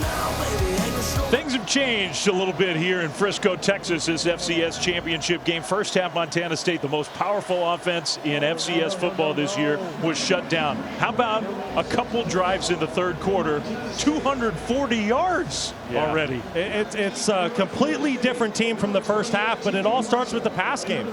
And we said it to start the second half. If Montana State was going to get back in the game, they needed to open up the pass game in the playbook for Tommy Mellott. That is exactly what they've done, and they have executed at an extremely high level. So the Bison will have the ball back. Let's go down on the field to Stormy. And guys, Tommy Mellott has been so workmanlike. Yes, he will have his celebration briefly for a moment after that score, but the minute he gets back over to the sideline, it is head down, let's get back to work. The message on this sideline has been, they gave us an inch, let's take a mile. Staying warm, hoping to have a chance to get back on the field as soon as possible, because now the Bobcats offense is rolling. Still down 3. 4:03 to go. Miller, play fake on first down, dumps it short, and a good decision. The cut up field, a missed tackle, and a nice gain. That's Joe Stuffle, the tight end, who's got more catches for a tight end than anybody in the history of North Dakota State. Gets one there. God, I love this play design. You get a hard play action, you get some misdirection with pullers, and your tight end Stuffle, he initially blocks, so he's really selling run. You see on the right side of your screen, and then leaks out late. Just a perfect play call to start a drive. That was a big play to kind of maybe settle things down for a team, for a program with true championship pedigree. They're getting tested here now. Miller runs it left side. Miller takes a hit. He got sandwiched between 2 Bobcats defenders and got back to the line of scrimmage no more. That was a great job by number 9, Simeon Woodard, the cornerback for Montana State. I mean, he doesn't hesitate for a half a second. He runs all the way from his field corner position to stick his nose in to make a tackle. You're going to see on the bottom of your screen, he's just going to fly in. It's a big time play for a cornerback.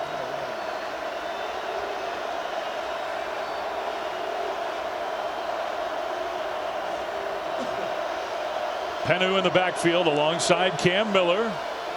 Looking to throw right side, and it's caught delivered perfectly to Bryce Lance for a first down. Yeah, that's just a big league throw. That's why NFL scouts really, really like Cam Miller. It's the accuracy. You got to remember, this game, we're probably talking 20 degrees at this point. It's cold out there. Excellent route by Bryce Lance, getting on the defensive back's toes on the speed cut out. But it's the timing and accuracy of the throw by Cam Miller that is just so impressive. I know it's hard to believe. North Dakota State has not played an outdoor game since October 26th. And there's certainly some conditions here tonight. Handling it just fine. Leading by 3 on the move now across midfield. Miller under center. Handoff right side run and a nice first down run. That's Brown inside the 40. Gets shoved out of bounds. Tomorrow night, Cooper Flag, number 4, Duke hosting Pitt. That's a big game in the ACC. Pitt's really good. Coverage tips at 7 Eastern right here on ESPN and the apps of college hoops for you tomorrow night. As we count down to those college football playoff semis Thursday and Friday. FCS championship night tonight. Undefeated Montana State. Powerhouse North Dakota State. It was 21-3 at halftime. Now it's 21-18. Bison driving. Brown gets tackled short, about a yard, maybe a half yard short. It'll be third down. And who else? Rylan Orr coming up from his strong safety position once again. If you're North Dakota State, you got to find a way with one-year receivers to crack down and get a helmet on him in this run game, because he's doing a phenomenal job getting down in the box and bringing the ball carrier down. Good drive here, though, for Tim Polisek's team. Under a minute to go, third quarter.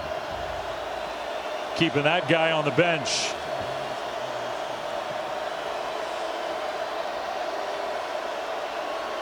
Now a flinch. Wow, that's another one, and that's huge.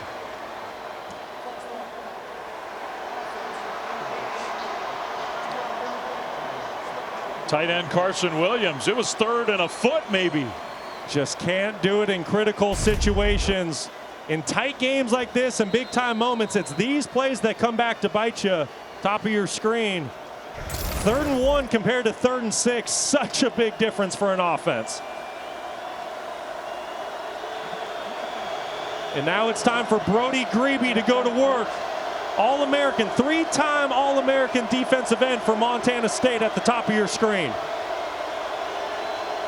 Could be the final play of the quarter. Good protection over the top. Lance, diving catch inside the 5. Bryce Lance, what a play. Unbelievable throw, even better catch. Fantastic protection by the offensive line. Cam Miller lets it go on time.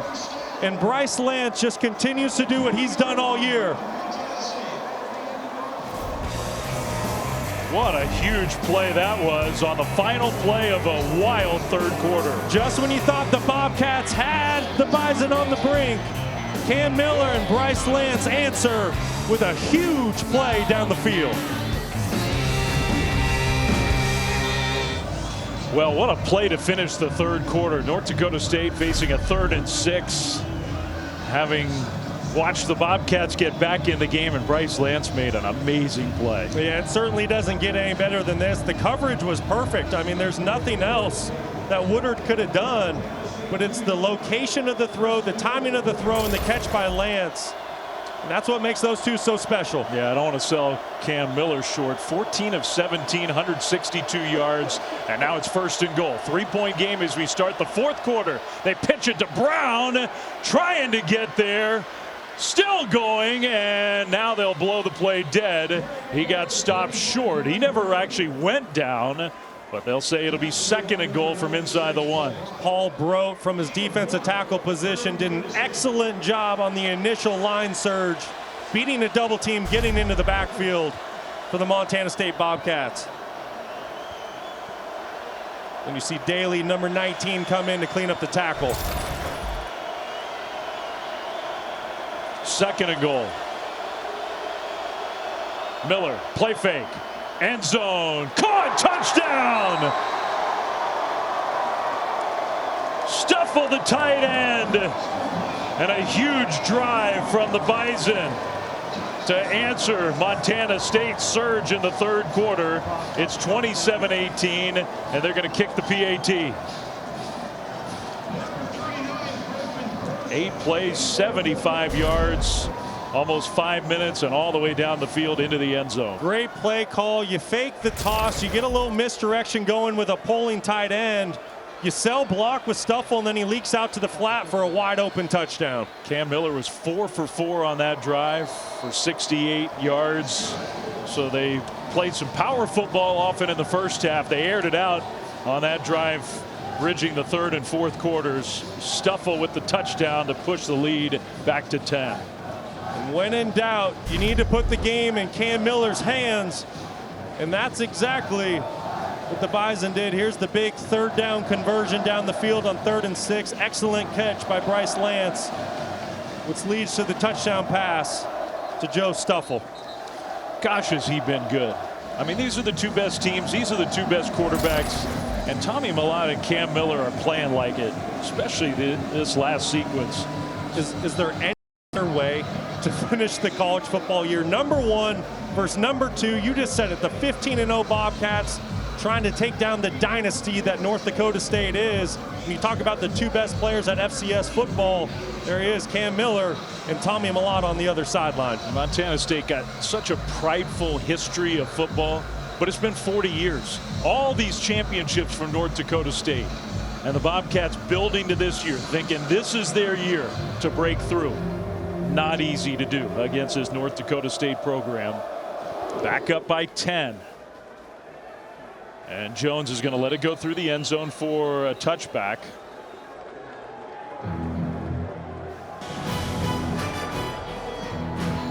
Well, reminder, college football playoff semifinals, we just mentioned it a moment ago. Thursday and Friday. Notre Dame, Penn State on Thursday, 7:30 Eastern. And then Ohio State, Texas from the Cotton Bowl. Not too far from where we are right now, 7:30 Eastern on ESPN. This is the night, Brock, that for years has been the championship game until this year with the 12-team playoff. So this Monday night, this would have been the college football playoff championship game. Spotlight on the FCS tonight, and we've had a heck of a game. Handoff, Humphrey gets tackled. There was a lot of green in front of him, but a nice tackle by Givens, the safety. Excellent tackle by Givens, and this is what the Bison have been doing all night. There's countless plays, probably over a dozen at this point, where if that guy doesn't make the tackle, it is an explosive play, if not even a touchdown for the Montana State Bobcats. But you really have to tip your cap to this defense led by Grant Olson, because they've been excellent at tackling all night. Most of the year, Montana State gets a one-on-one with their playmakers, and that guy's not going down. Not tonight. Second down. Mellott fakes it. Mellott looking downfield, now trying to scramble. He'll throw and completes the pass, so he avoids a sack, but a very short gain. Ty McCullough makes a catch. It'll be third down. Yeah, the Bobcats trying to ride a hard play action once again. But North Dakota State doing a great job with their eye discipline, staying on their keys, just nowhere to go with the football down the field. Excellent coverage by the Bison. Yeah, I think Mellott thought he was going to have a good chance to go downfield. Didn't get it. So now, third down.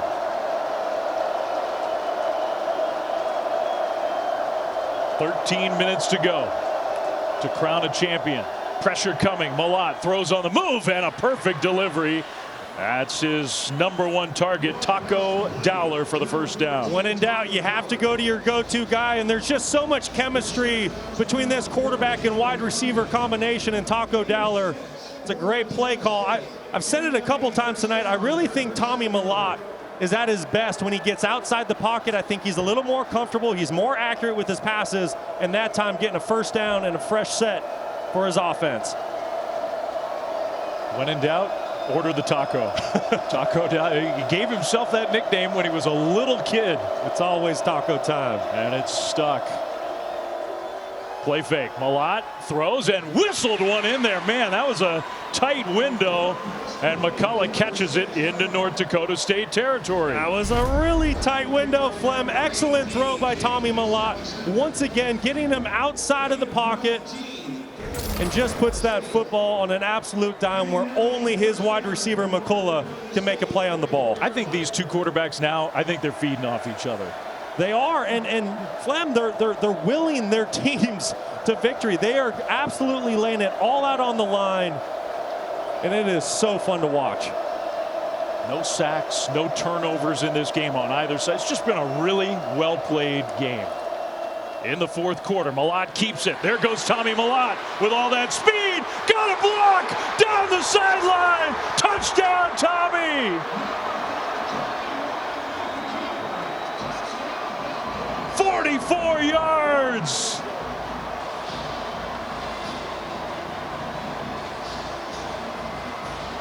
What did we say about willing a team to victory?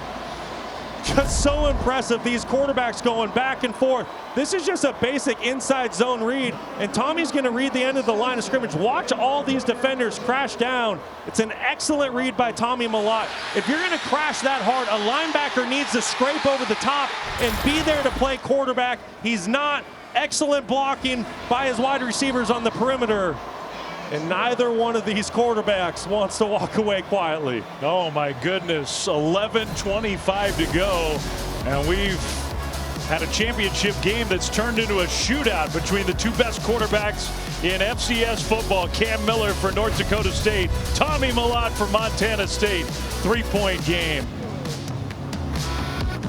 Well, Montana State's offense has exploded in the second half, trying to come from behind. They were down 21-3 at halftime against powerful North Dakota State. Tommy Mellott and the Bobcats have found a way to get it going on offense. Yeah, it's safe to say at halftime he went into the phone booth and put on his Superman cape, because he has been absolutely outstanding here in the second half. But it's really been what he's done. You see the long touchdown run here with his legs, but it's what he's brought to the table with his arm, making some excellent throws down the field, and he has his ball club right back in this game. Kind of a low line drive kickoff that is going to go out of bounds. So that's a mistake. We don't see that very often from the Bobcats. Excellent kickoff guy. It'll give North Dakota State good field position. So Mellott and all the brilliance of him. But on the other side, Cam Miller's been just as good here tonight. And now the Bison get the ball back. And now it's his turn. And doesn't this just feel like a good old classic just quarterback duel? And you've said it, Flem, these are the two best players at the FCS level.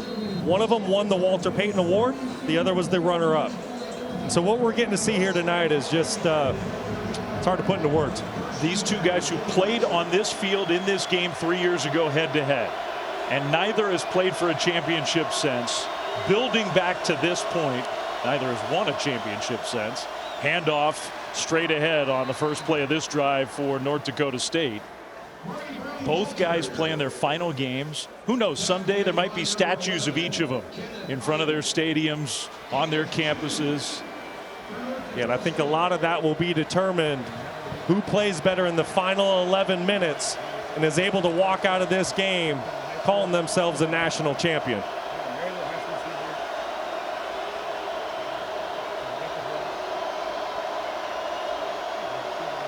Miller brings a man in motion.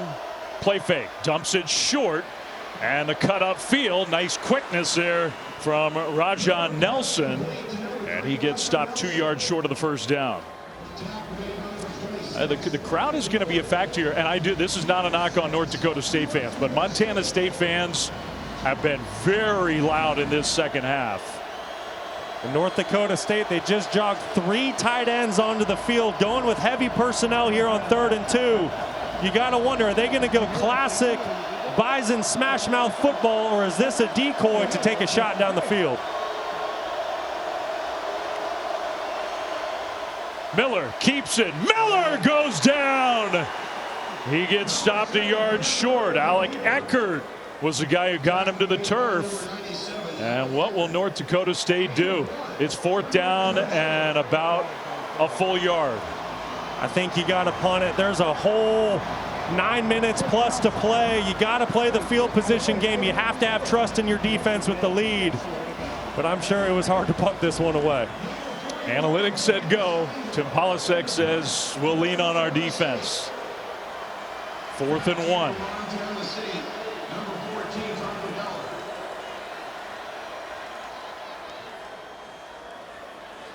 That punt angling toward the sidelines. It'll kick out of bounds somewhere between the 15 and the 20. They'll spot it at the 18-yard line.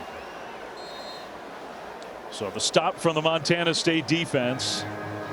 And with 9:22 to go here in this 4th quarter, we'll step aside. Don't go anywhere. Tommy Mellott of the Bobcats offense hunting for that trophy back on the field after this.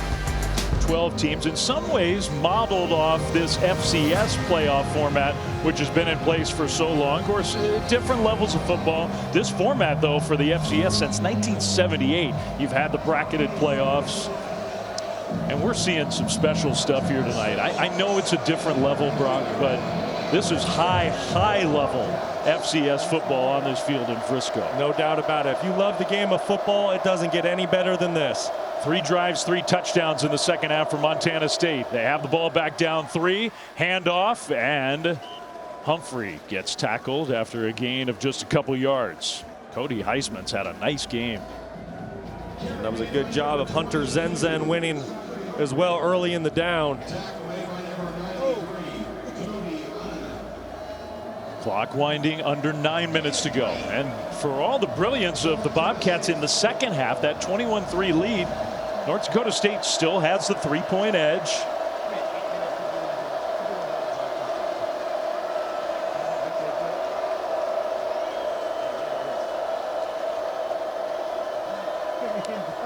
Second and 9.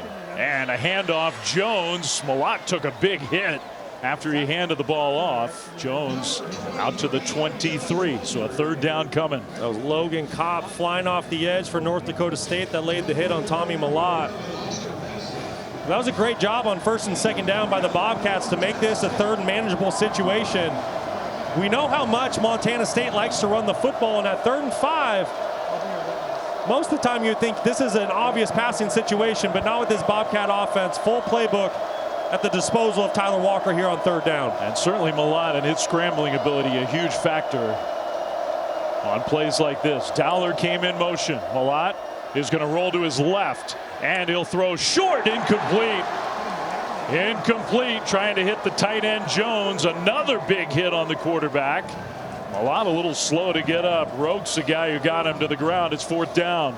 Well, it would have been a really tough throw for Mellott, but he did have McCullough early in the down. You're going to see him on a corner route, and if you don't like that, let's just get the football out to our tight end Jones a little bit quicker. I think Jones had an opportunity to pick up this 1st down, and you also had a chance for the chunk play down the field on the corner route. Missed opportunity by Tommy Mellott. One of the few misfires here in the second half, and a big stop for North Dakota State's defense. Now the punt hanging in the air. Fair catch signal. That's the first punt since the opening drive for Montana State. Bison offense back on the field. Under 8 minutes to go in this championship game. Number 1 versus number 2. This game will move to Nashville, Tennessee for the next couple of years at least. It's been a great run here in Frisco. Play fake, Miller, and down the middle he completes it to Bryce Lance. That's been the combo for the Bison in this championship game and really all season long. Well, how about that play call to start the drive? You go hard play action with a pulling guard. Not only do the linebackers step up, also the safety, Rylan Ort, leaves the middle of the field. And then Bryce Lance does a phenomenal job of winning on the line of scrimmage on a quick little glance route. Great execution by the Bison on 1st down to start the drive. So he's over 100 yards now. Another big game for him after the monster performance in the semifinals. Across midfield, 1st and 10. North Dakota State, handoff Brown, and Brown churning his way forward. Nice 1st down run to the 41. You know, and in so many football games, you'd say there's 7 minutes to go in the game. There's probably time for a couple possessions. But the way North Dakota State controlled this football in the first half, they could bleed out this clock. They could, and that would be their 10th FCS title in the last 14 years. Montana State has had to wait a long time. 1984, 40 years plus. Last time the Bobcats hoisted that trophy. 2nd and 3. Cam Miller, another handoff. Brown, left side, big hole. 1st down and more. Down to the 25-yard line. 16 yards on the ground. Well, and this is what a veteran quarterback like Cam Miller can do for you. He's going to get you into the right play. Look at this too-high safety look by Montana State. It's just a 6-man box. So what do? You check to a run and you take advantage of that look. Offensive line does a phenomenal job. Center and left guard on their double team on the inside zone play. It's just great recognition by Cam Miller and getting his team into the right play in the most critical situations in the game. Pressure on the Bobcats defense to at least force a field goal try at this point. A touchdown would go a long way. That pass completed right side. Another one of those cushion plays where Cam Miller just takes the easy throw to Lance. Yeah, and this is a run pass option. He has the ability to hand this football off, but as a quarterback, if you see a defensive back playing 10 yards off your wide receiver and in backpedal mode, you're going to take that speed out all day. Great recognition by Miller. 2nd and 5. At this point in the game, if I'm Montana State, you need to challenge North Dakota State in every single situation. I'm playing press man and making them earn every single yard. They're playing way off Lance again here, though, on 2nd down. Miller was looking that way. Now Miller gets sacked. Tried to get back to the line of scrimmage. The ball came out at the end of that play, but they say he was down. So it's going to be 3rd down. Kenny Iden, he's put some pressure on the quarterback in the 2nd half. He really has, and he's really had a phenomenal 2nd half of the year for the Montana State Bobcats. Plays opposite of Brody Grebe. Has 8 sacks and 9.5 TFLs on the year. Well, maybe the play of the game right here. 3rd and 6.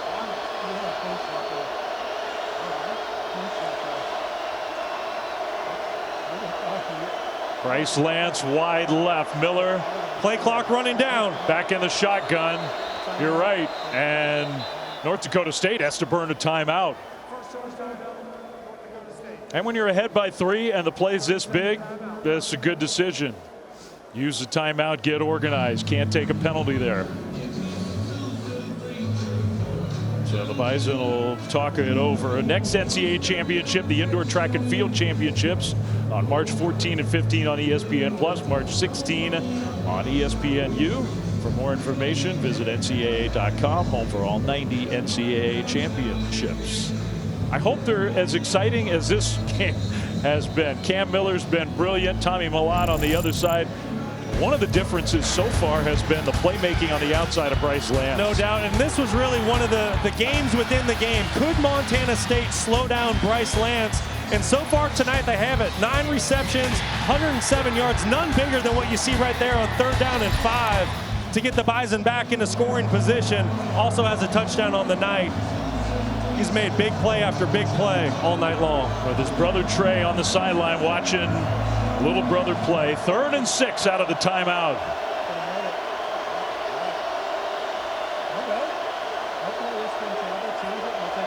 Miller looking in that direction, throws, and it's caught. Not by Lance, but the slot receiver. That's Nelson for a 1st down. This is great recognition by Miller. He sees the pressure coming off the edge. He gets the football out of his hand. He stays calm, knows exactly where the ball needs to go for his blitz.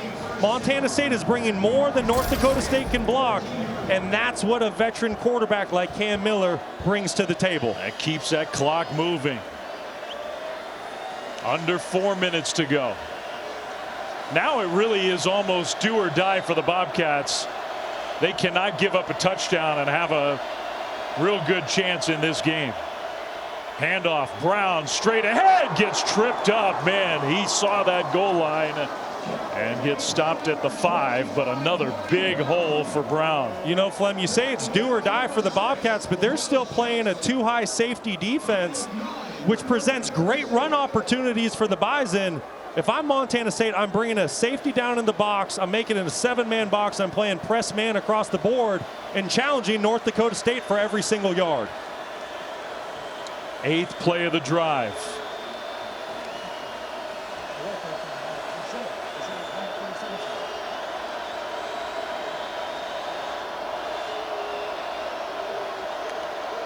Second and 1. Another carry for Brown. He will get, I think, the first down. Forward progress should make it 1st and goal.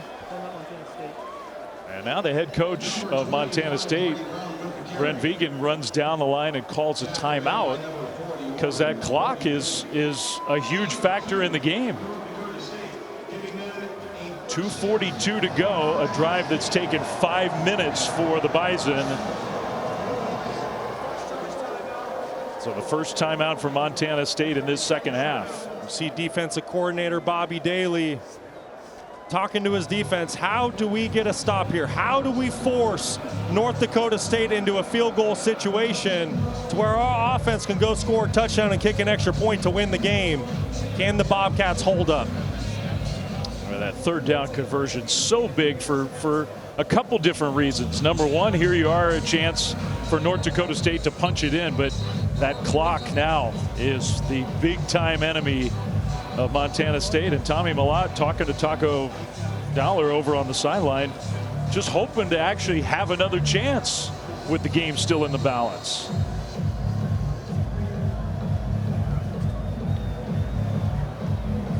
Now let's see if the Bobcats try to take some kind of chance here on defense.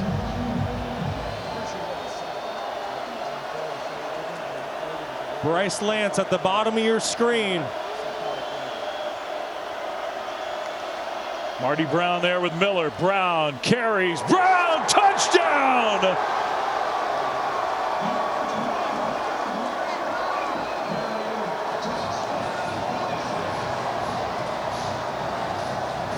When we look back on it, maybe a championship drive for North Dakota State. 9 plays, 66 yards, more than 5 minutes, and they finish in the end zone. That is the exact definition of a championship drive. And Marty Brown punches it in. It's a phenomenal freshman for the Bison, would not be denied. They're an extra point away from taking a 2-possession lead here late in the 4th. I mean, so fitting, the legacy of this program, the 9 FCS championships in the last 15 years, and built on power football. Yeah, and they've been here before. They have been here. They've been in this moment. Cam Miller, this is his 3rd start in a national title. He's been battle tested. This team's been battle tested. So to put together that drive, the Bison, they've been there before. And that was just business as usual. Now the question is Montana State and Tommy Mellott, are they able to get a quick score, an onside kick? Yeah, it's got to be really fast now because the Bobcats are down 10 with 2:41 to go. By the way, when we're finished here, we've got Sports Center to follow. Adam Schefter talking about the coaching decision right here in the Dallas area with the Cowboys. Latest on Jalen Hurts' status with the playoffs looming. Trevor Manich on defending Quinn Ewers, previewing the college football playoff semifinals Thursday and Friday. But not before we're done here. Tommy Mellott getting ready to come back on the field. Cam Miller leads his team down the field into the end zone. Up by 10. Kickoff. And Jones is going to take it to the goal line and bring it out. Adam Jones hits that crease and outside the 25. So Montana State's offense, 2 timeouts, down 10. You got to go. You got to go as fast as possible. That's right. You're in 2-minute mode right out the get-go. You need 2 scores. But I'll say this, Tommy Mellott, the way he's turned around this game in the second half, he's made some big-time plays through the air. He's hot right now.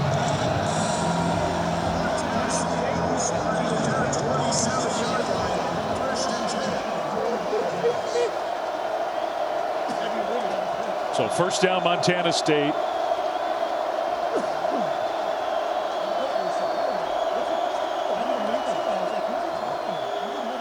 Mellott Mellott throws, and that pass is caught. Big hit, though, at the end of the play, and the ball pops out. Man, Lanyata Alexander had it, and then the ball squirted out, and he's hurt. Ryan Jones, who's played a heck of a game on defense for North Dakota State from right here in Frisco, Texas. He's the guy who broke that up. This is an excellent throw into a cover 2 honey hole, and you see the big time hit by Ryan Jones on Alexander.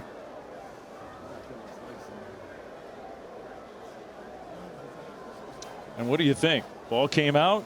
Yeah, no, that's definitely an incomplete pass. Good ruling by the officials.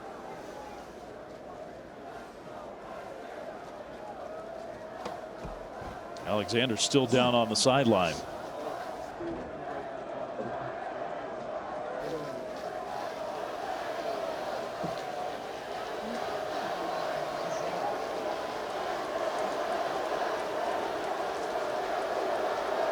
Grant Olson taking the moment to get his defense gathered together, trying to put away this championship game.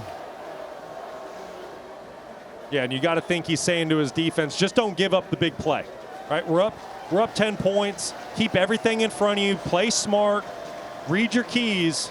Good to see Alexander jogging off the field after that big hit. Yeah, that would have been a big start to the drive for the Bobcats, who just can't take much time at all here.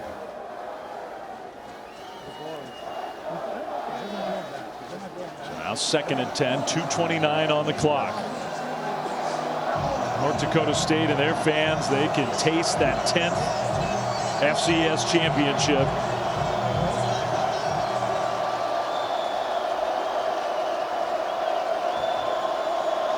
All-time dynasties. It's already been established at any level of football.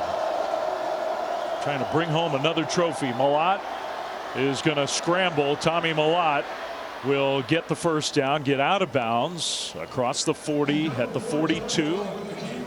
Clock shows 2:21, so Montana State's got to get organized here and go, because the clock will now wind, stop momentarily, but now the clock's moving again. Yeah, that was a really good job of Tommy getting as many yards as he could, getting a fresh set of downs, but this football needs to get snapped in a hurry. In the pocket, and another scramble coming for Mellott. He'll go forward towards midfield, get stopped short, and that'll take us to the 2-minute timeout.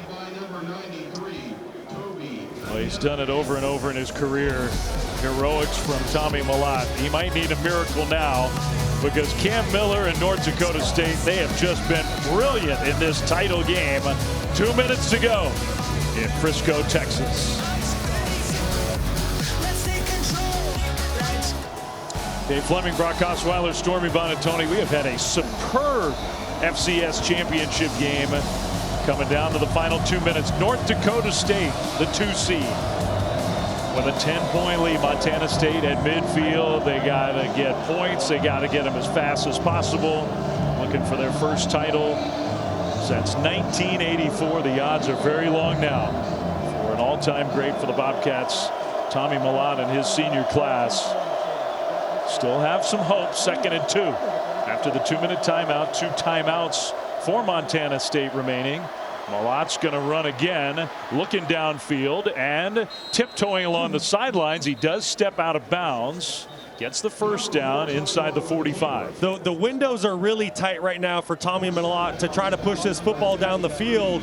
But North Dakota State, they're consistently playing with a 2-high safety defense, cover 2. There are some opportunities to push the ball down the middle of the field. At some point down 10 points, Mellott's going to need to take some chances with the ball down the field.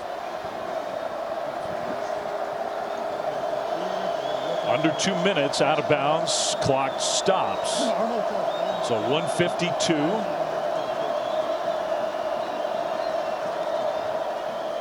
Mellott pressured, steps up, trying to square his body, throws it downfield, and it's incomplete. I think he saw somebody downfield and just could not get himself in a position to get the ball. Yeah, he had an opportunity. You're going to see right down the middle of the field. We've been talking about this look that North Dakota State's been playing. You are going to see some pressure off the edge. It would have been really tough for Tommy to hang in there. but that's one where you might need to let it go just a half a second early and give your wide receiver Ryan King an opportunity to make a play down the field. Instead, it's 2nd and 10, 1:45 left.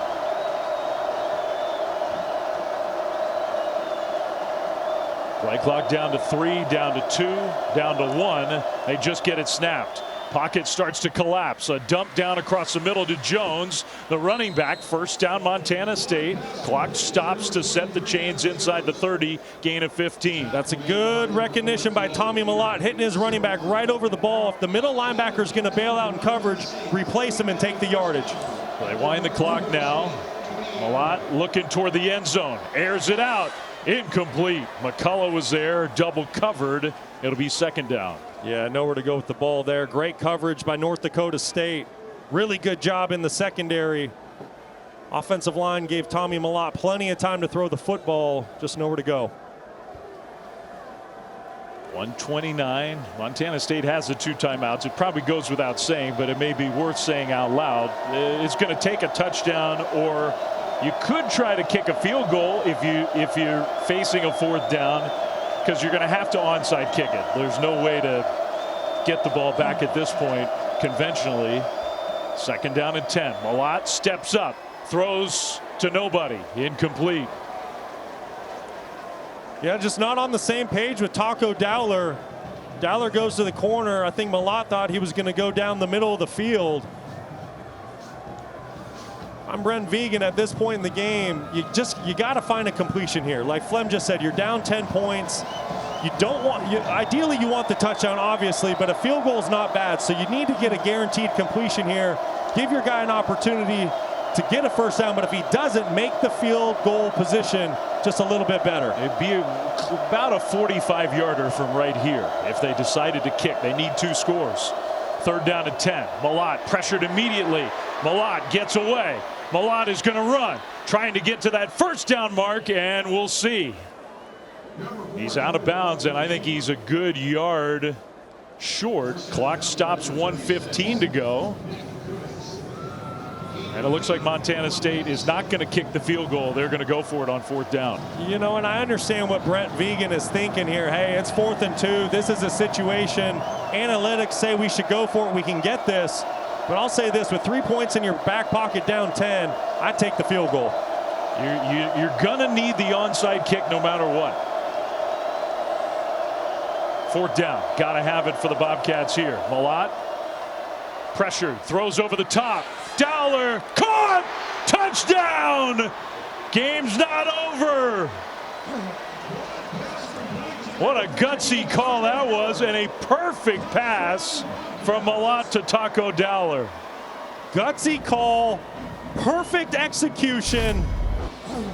When you can get a matchup, when you can get Taco Dowler in man-to-man coverage, he just runs a big box fade from his slot position. Does an excellent job of winning at the line of scrimmage. You see his top-end speed, and Tommy Mellott drops it into the breadbasket. And here we go, Montana State. Just an extra point away from being down a field goal. At least giving themselves a chance. Now they're looking after the scoring play to make sure he controlled it all the way through. We thought he did. Can't throw it any better than that. I mean, there was beautiful throw, excellent catch. Taco Dowler, when Tommy Mellott is needed to play through the air, he just continues to shine. Extra point is good. So 1:09 on the clock, 2 timeouts. But the math says you got to onside kick it and you got to recover to have a realistic shot. Absolutely. I mean, that was a gutsy decision throw, because you could have just taken the 3. Instead, on 4th and 2, you go over the top into the corner of the end zone. Yeah, what a gutsy decision by Brent Vigen. And listen, that's why he's the head coach and not us. He knew that he had an opportunity to get the football to Taco Dowler in a man-to-man situation, and he just did an excellent job winning on Jalen Crumby. And now Montana State, an onside kick away. And look, you understand This is the #1 team. They're undefeated. They've hardly been behind all year until tonight. They have not attempted an onside kick all year, not one. So their punter, Brendan Hall, their kickoff specialist, their place kicker last year. I hope he's been practicing it for the Bobcats' sake.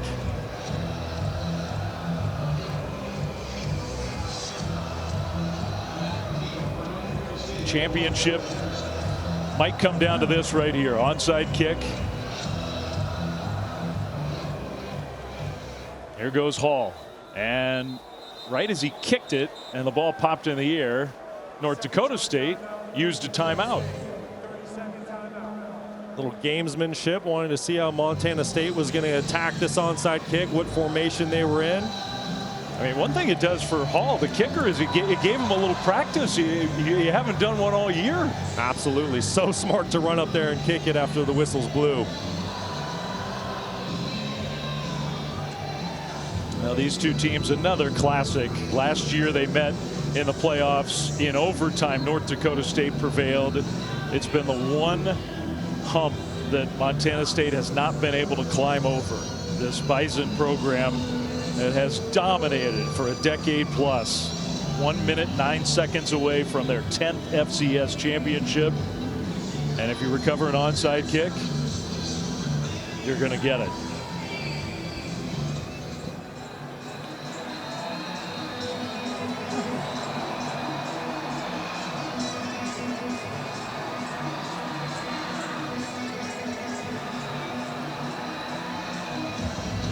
All right, here we go again with Brendan Hall. Onside kick on the way, pops in the air, and it was loose. I think it's Bryce Lance. Now there's a penalty flag on the play. Bryce Lance is the guy who came away with it. Man, for a second there, it really looked like the Bobcats had a great chance to recover. I think the ball might have just grazed a Bobcat before the ball went 10 yards. And that could be the penalty flag. Yeah, we'll see.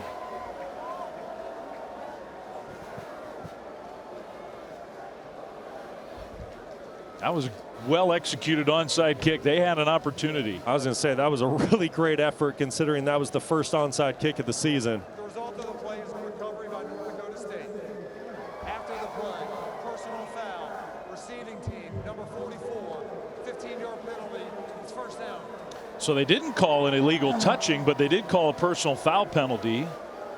Now 2 timeouts, 1:06, which does mean you can't quite just finish the game automatically here. Bobcats use that timeout. It's been such a clean game overall, and give some credit to the officials from the Coastal CAA officiating crew. They've done a good job on a championship stage. Matt Overton, the referee, and his bunch. Well, Bryce Lance did come away with it. Now the Bison will line up from back in their own territory. Miller keeps it, gets tackled immediately short of the 40-yard line, and there's your first of 2 timeouts. So look, you play this out. If you get a stop and force a punt, in theory you can get it back with maybe 10 seconds left on the clock. Yeah, I've been doing the math over here. It's right around 10 seconds, just depending on how long these run plays play out for North Dakota State. And that's really something that you got to keep an eye on. You know, do they try to maybe run off tackle to try to burn a little bit more time? Can they get to a situation where they can potentially hold on to the ball? But that's right, Flem. If Montana State's able to get the ball carrier down quickly, they could get a shot at getting the ball back. One thing about that penalty, which felt like a play that didn't matter all that much, but if you retreat here and try to burn clock, you do run a risk of, if you have to punt, even with not much time left at all, maybe you give the Bobcats an actual opportunity. We'll see. Second down, 1 timeout still to go. Miller is going to run it, trying to protect that ball. Bobcats trying to rip it out, but he keeps control. And the final timeout for Montana State with 56 seconds on the clock.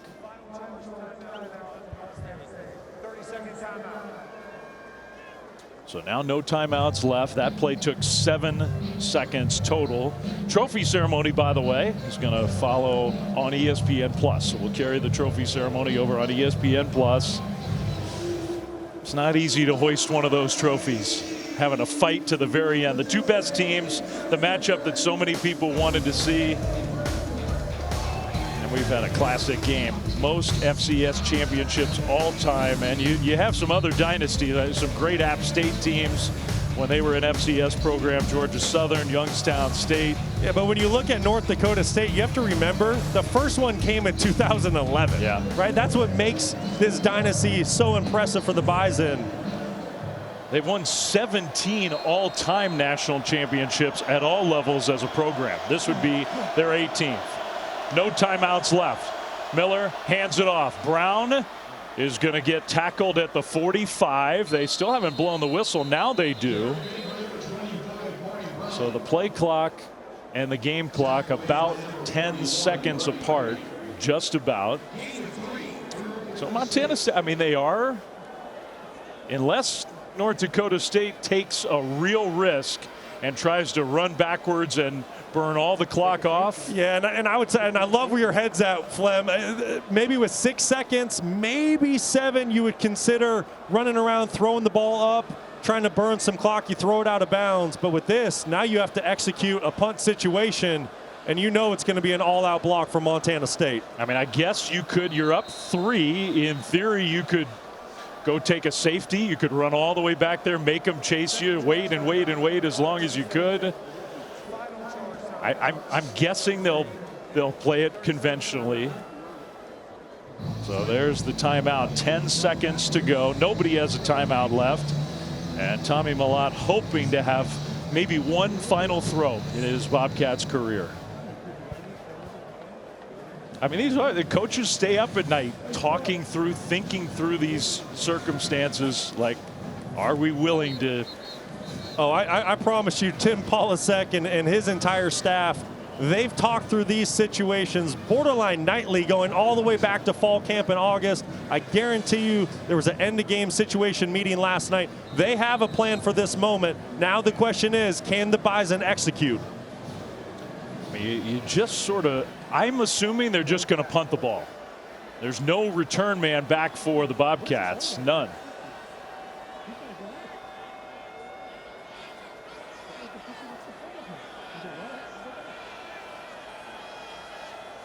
They're going to run up to the line, and Montana State is not jumping off sides, so play clock went down to 0. They'll take the penalty. Delay of game. Kicking team. 5-yard penalty. It's 4th down. I guess they were just seeing, well, maybe they'll just give it to us and end the game right there. And that's the theory, but if that's the case, you better do a little hard count there to try to get the Bobcats to jump off sides. Still no return man. So now they will snap it and punt it quickly. And this is going to take most of these seconds off the clock. The ball's laying on the turf. Down to 1, down to 0. Game over.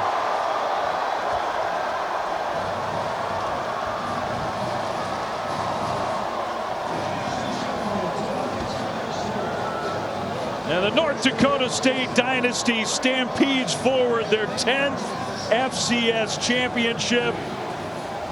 And the brilliant career of Tommy Mellott comes to an end. The incredible career of Cam Miller ends with another national title for North Dakota State and their incredible football program. And look at the football team all running over to the band right now. Big national champions banner. And the celebration begins for the North Dakota State Bison. Well, we knew it was not going to be easy for Montana State to break through and win that first title in 40 years. North Dakota State, such a proud outfit, and they did lose 2 games this year, but they were a championship-worthy team, and they celebrate now on the field. Let's go down to Stormy.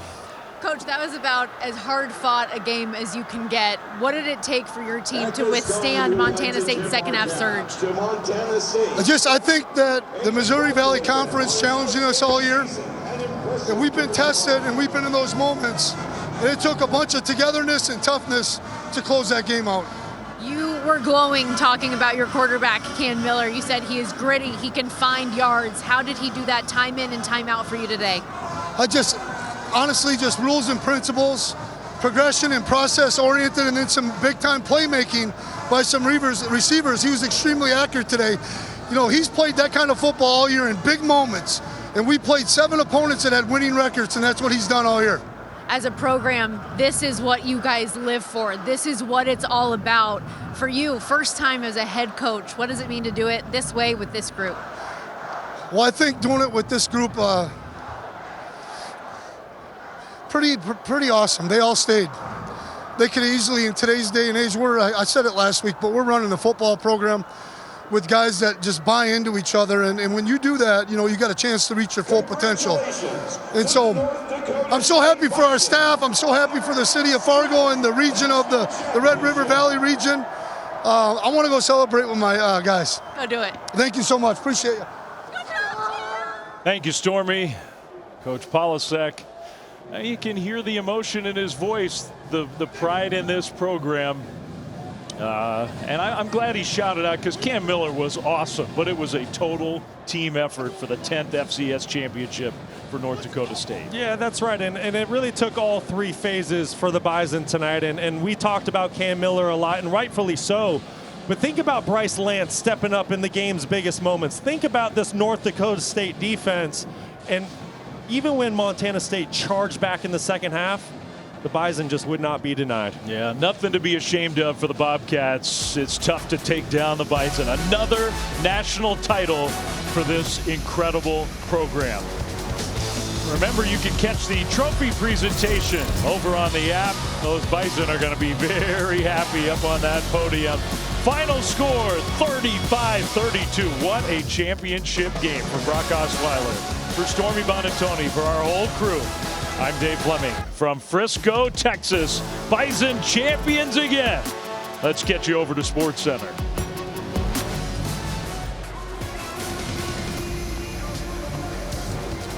All right, welcome to our trophy ceremony here in Frisco, Texas. The NCAA FCS championship game is over, and we had a classic. 35-32, the final score, the 10th FCS title for this proud North Dakota State program. What a championship game here tonight.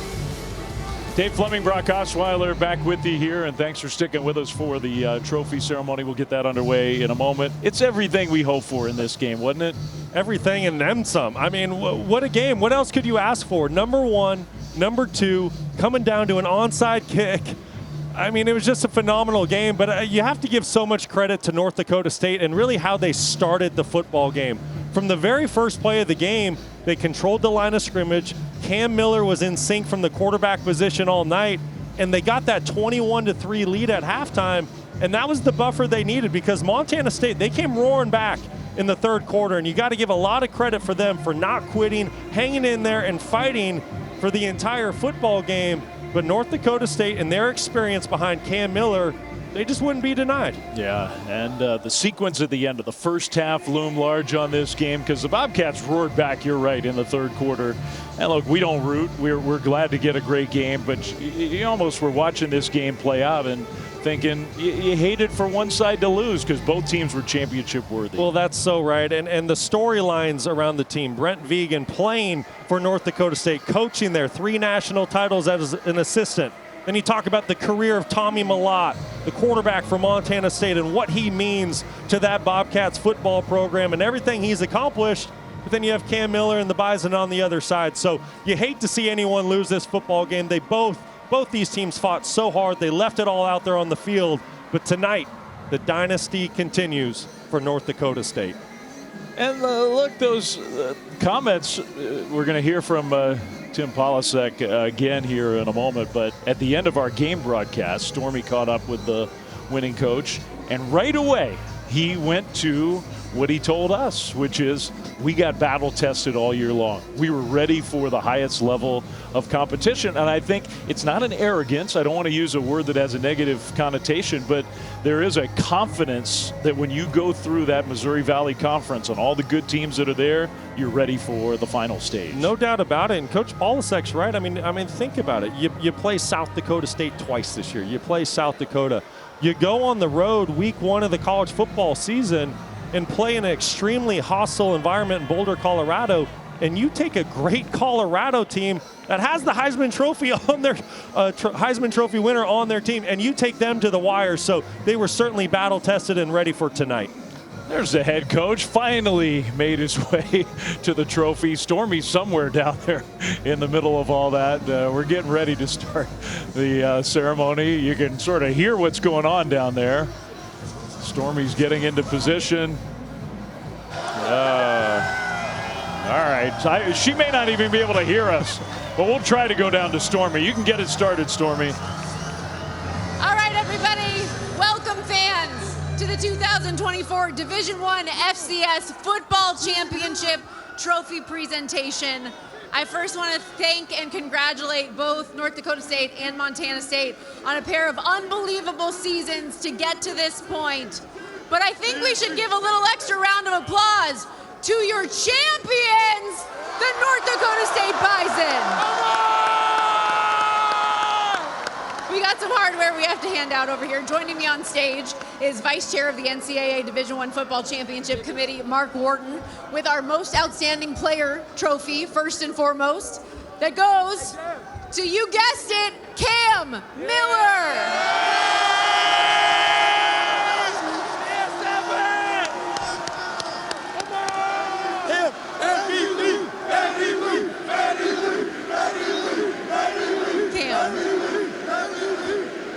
Your coach talked about how battle-tested this group is and how built for the moment you all were to win this championship.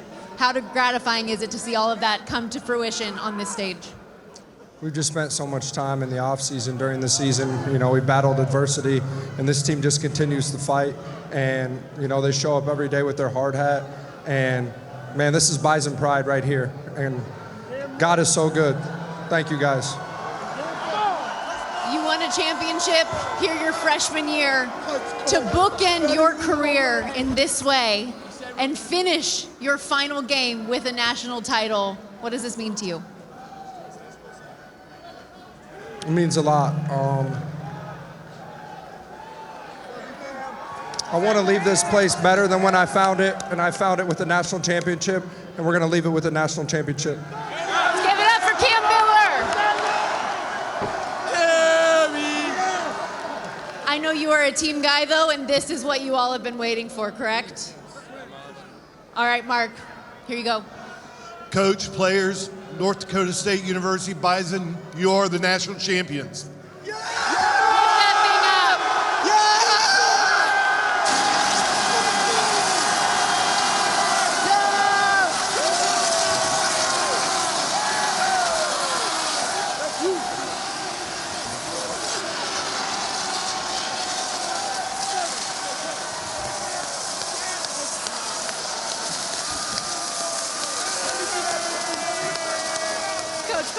I know you are so proud of this group for what it took to accomplish all of this, but looking out here in the crowd, how special is this moment? I absolutely love this football team. You know, the fact that all these guys, these seniors, I know the coach gets a lot of credit, but everybody needs to know these seniors drove this engine starting last year. I love Bison Nation. Jill and I are so happy to be back here. And I'm so excited about these seniors leaving the program because they're going to just dominate the world. What did it take for this team to withstand that surge from Montana State in the second half and show what Bison football is all about? Well, all year long, we've been dealing with adversity, change, and we were tested this year. You know, we played 8 opponents with a winning record. And I believed in that going into this game. I thought it'd be the difference. And never count out the heart of a Bison. Bison pride's for real, and we're back, baby.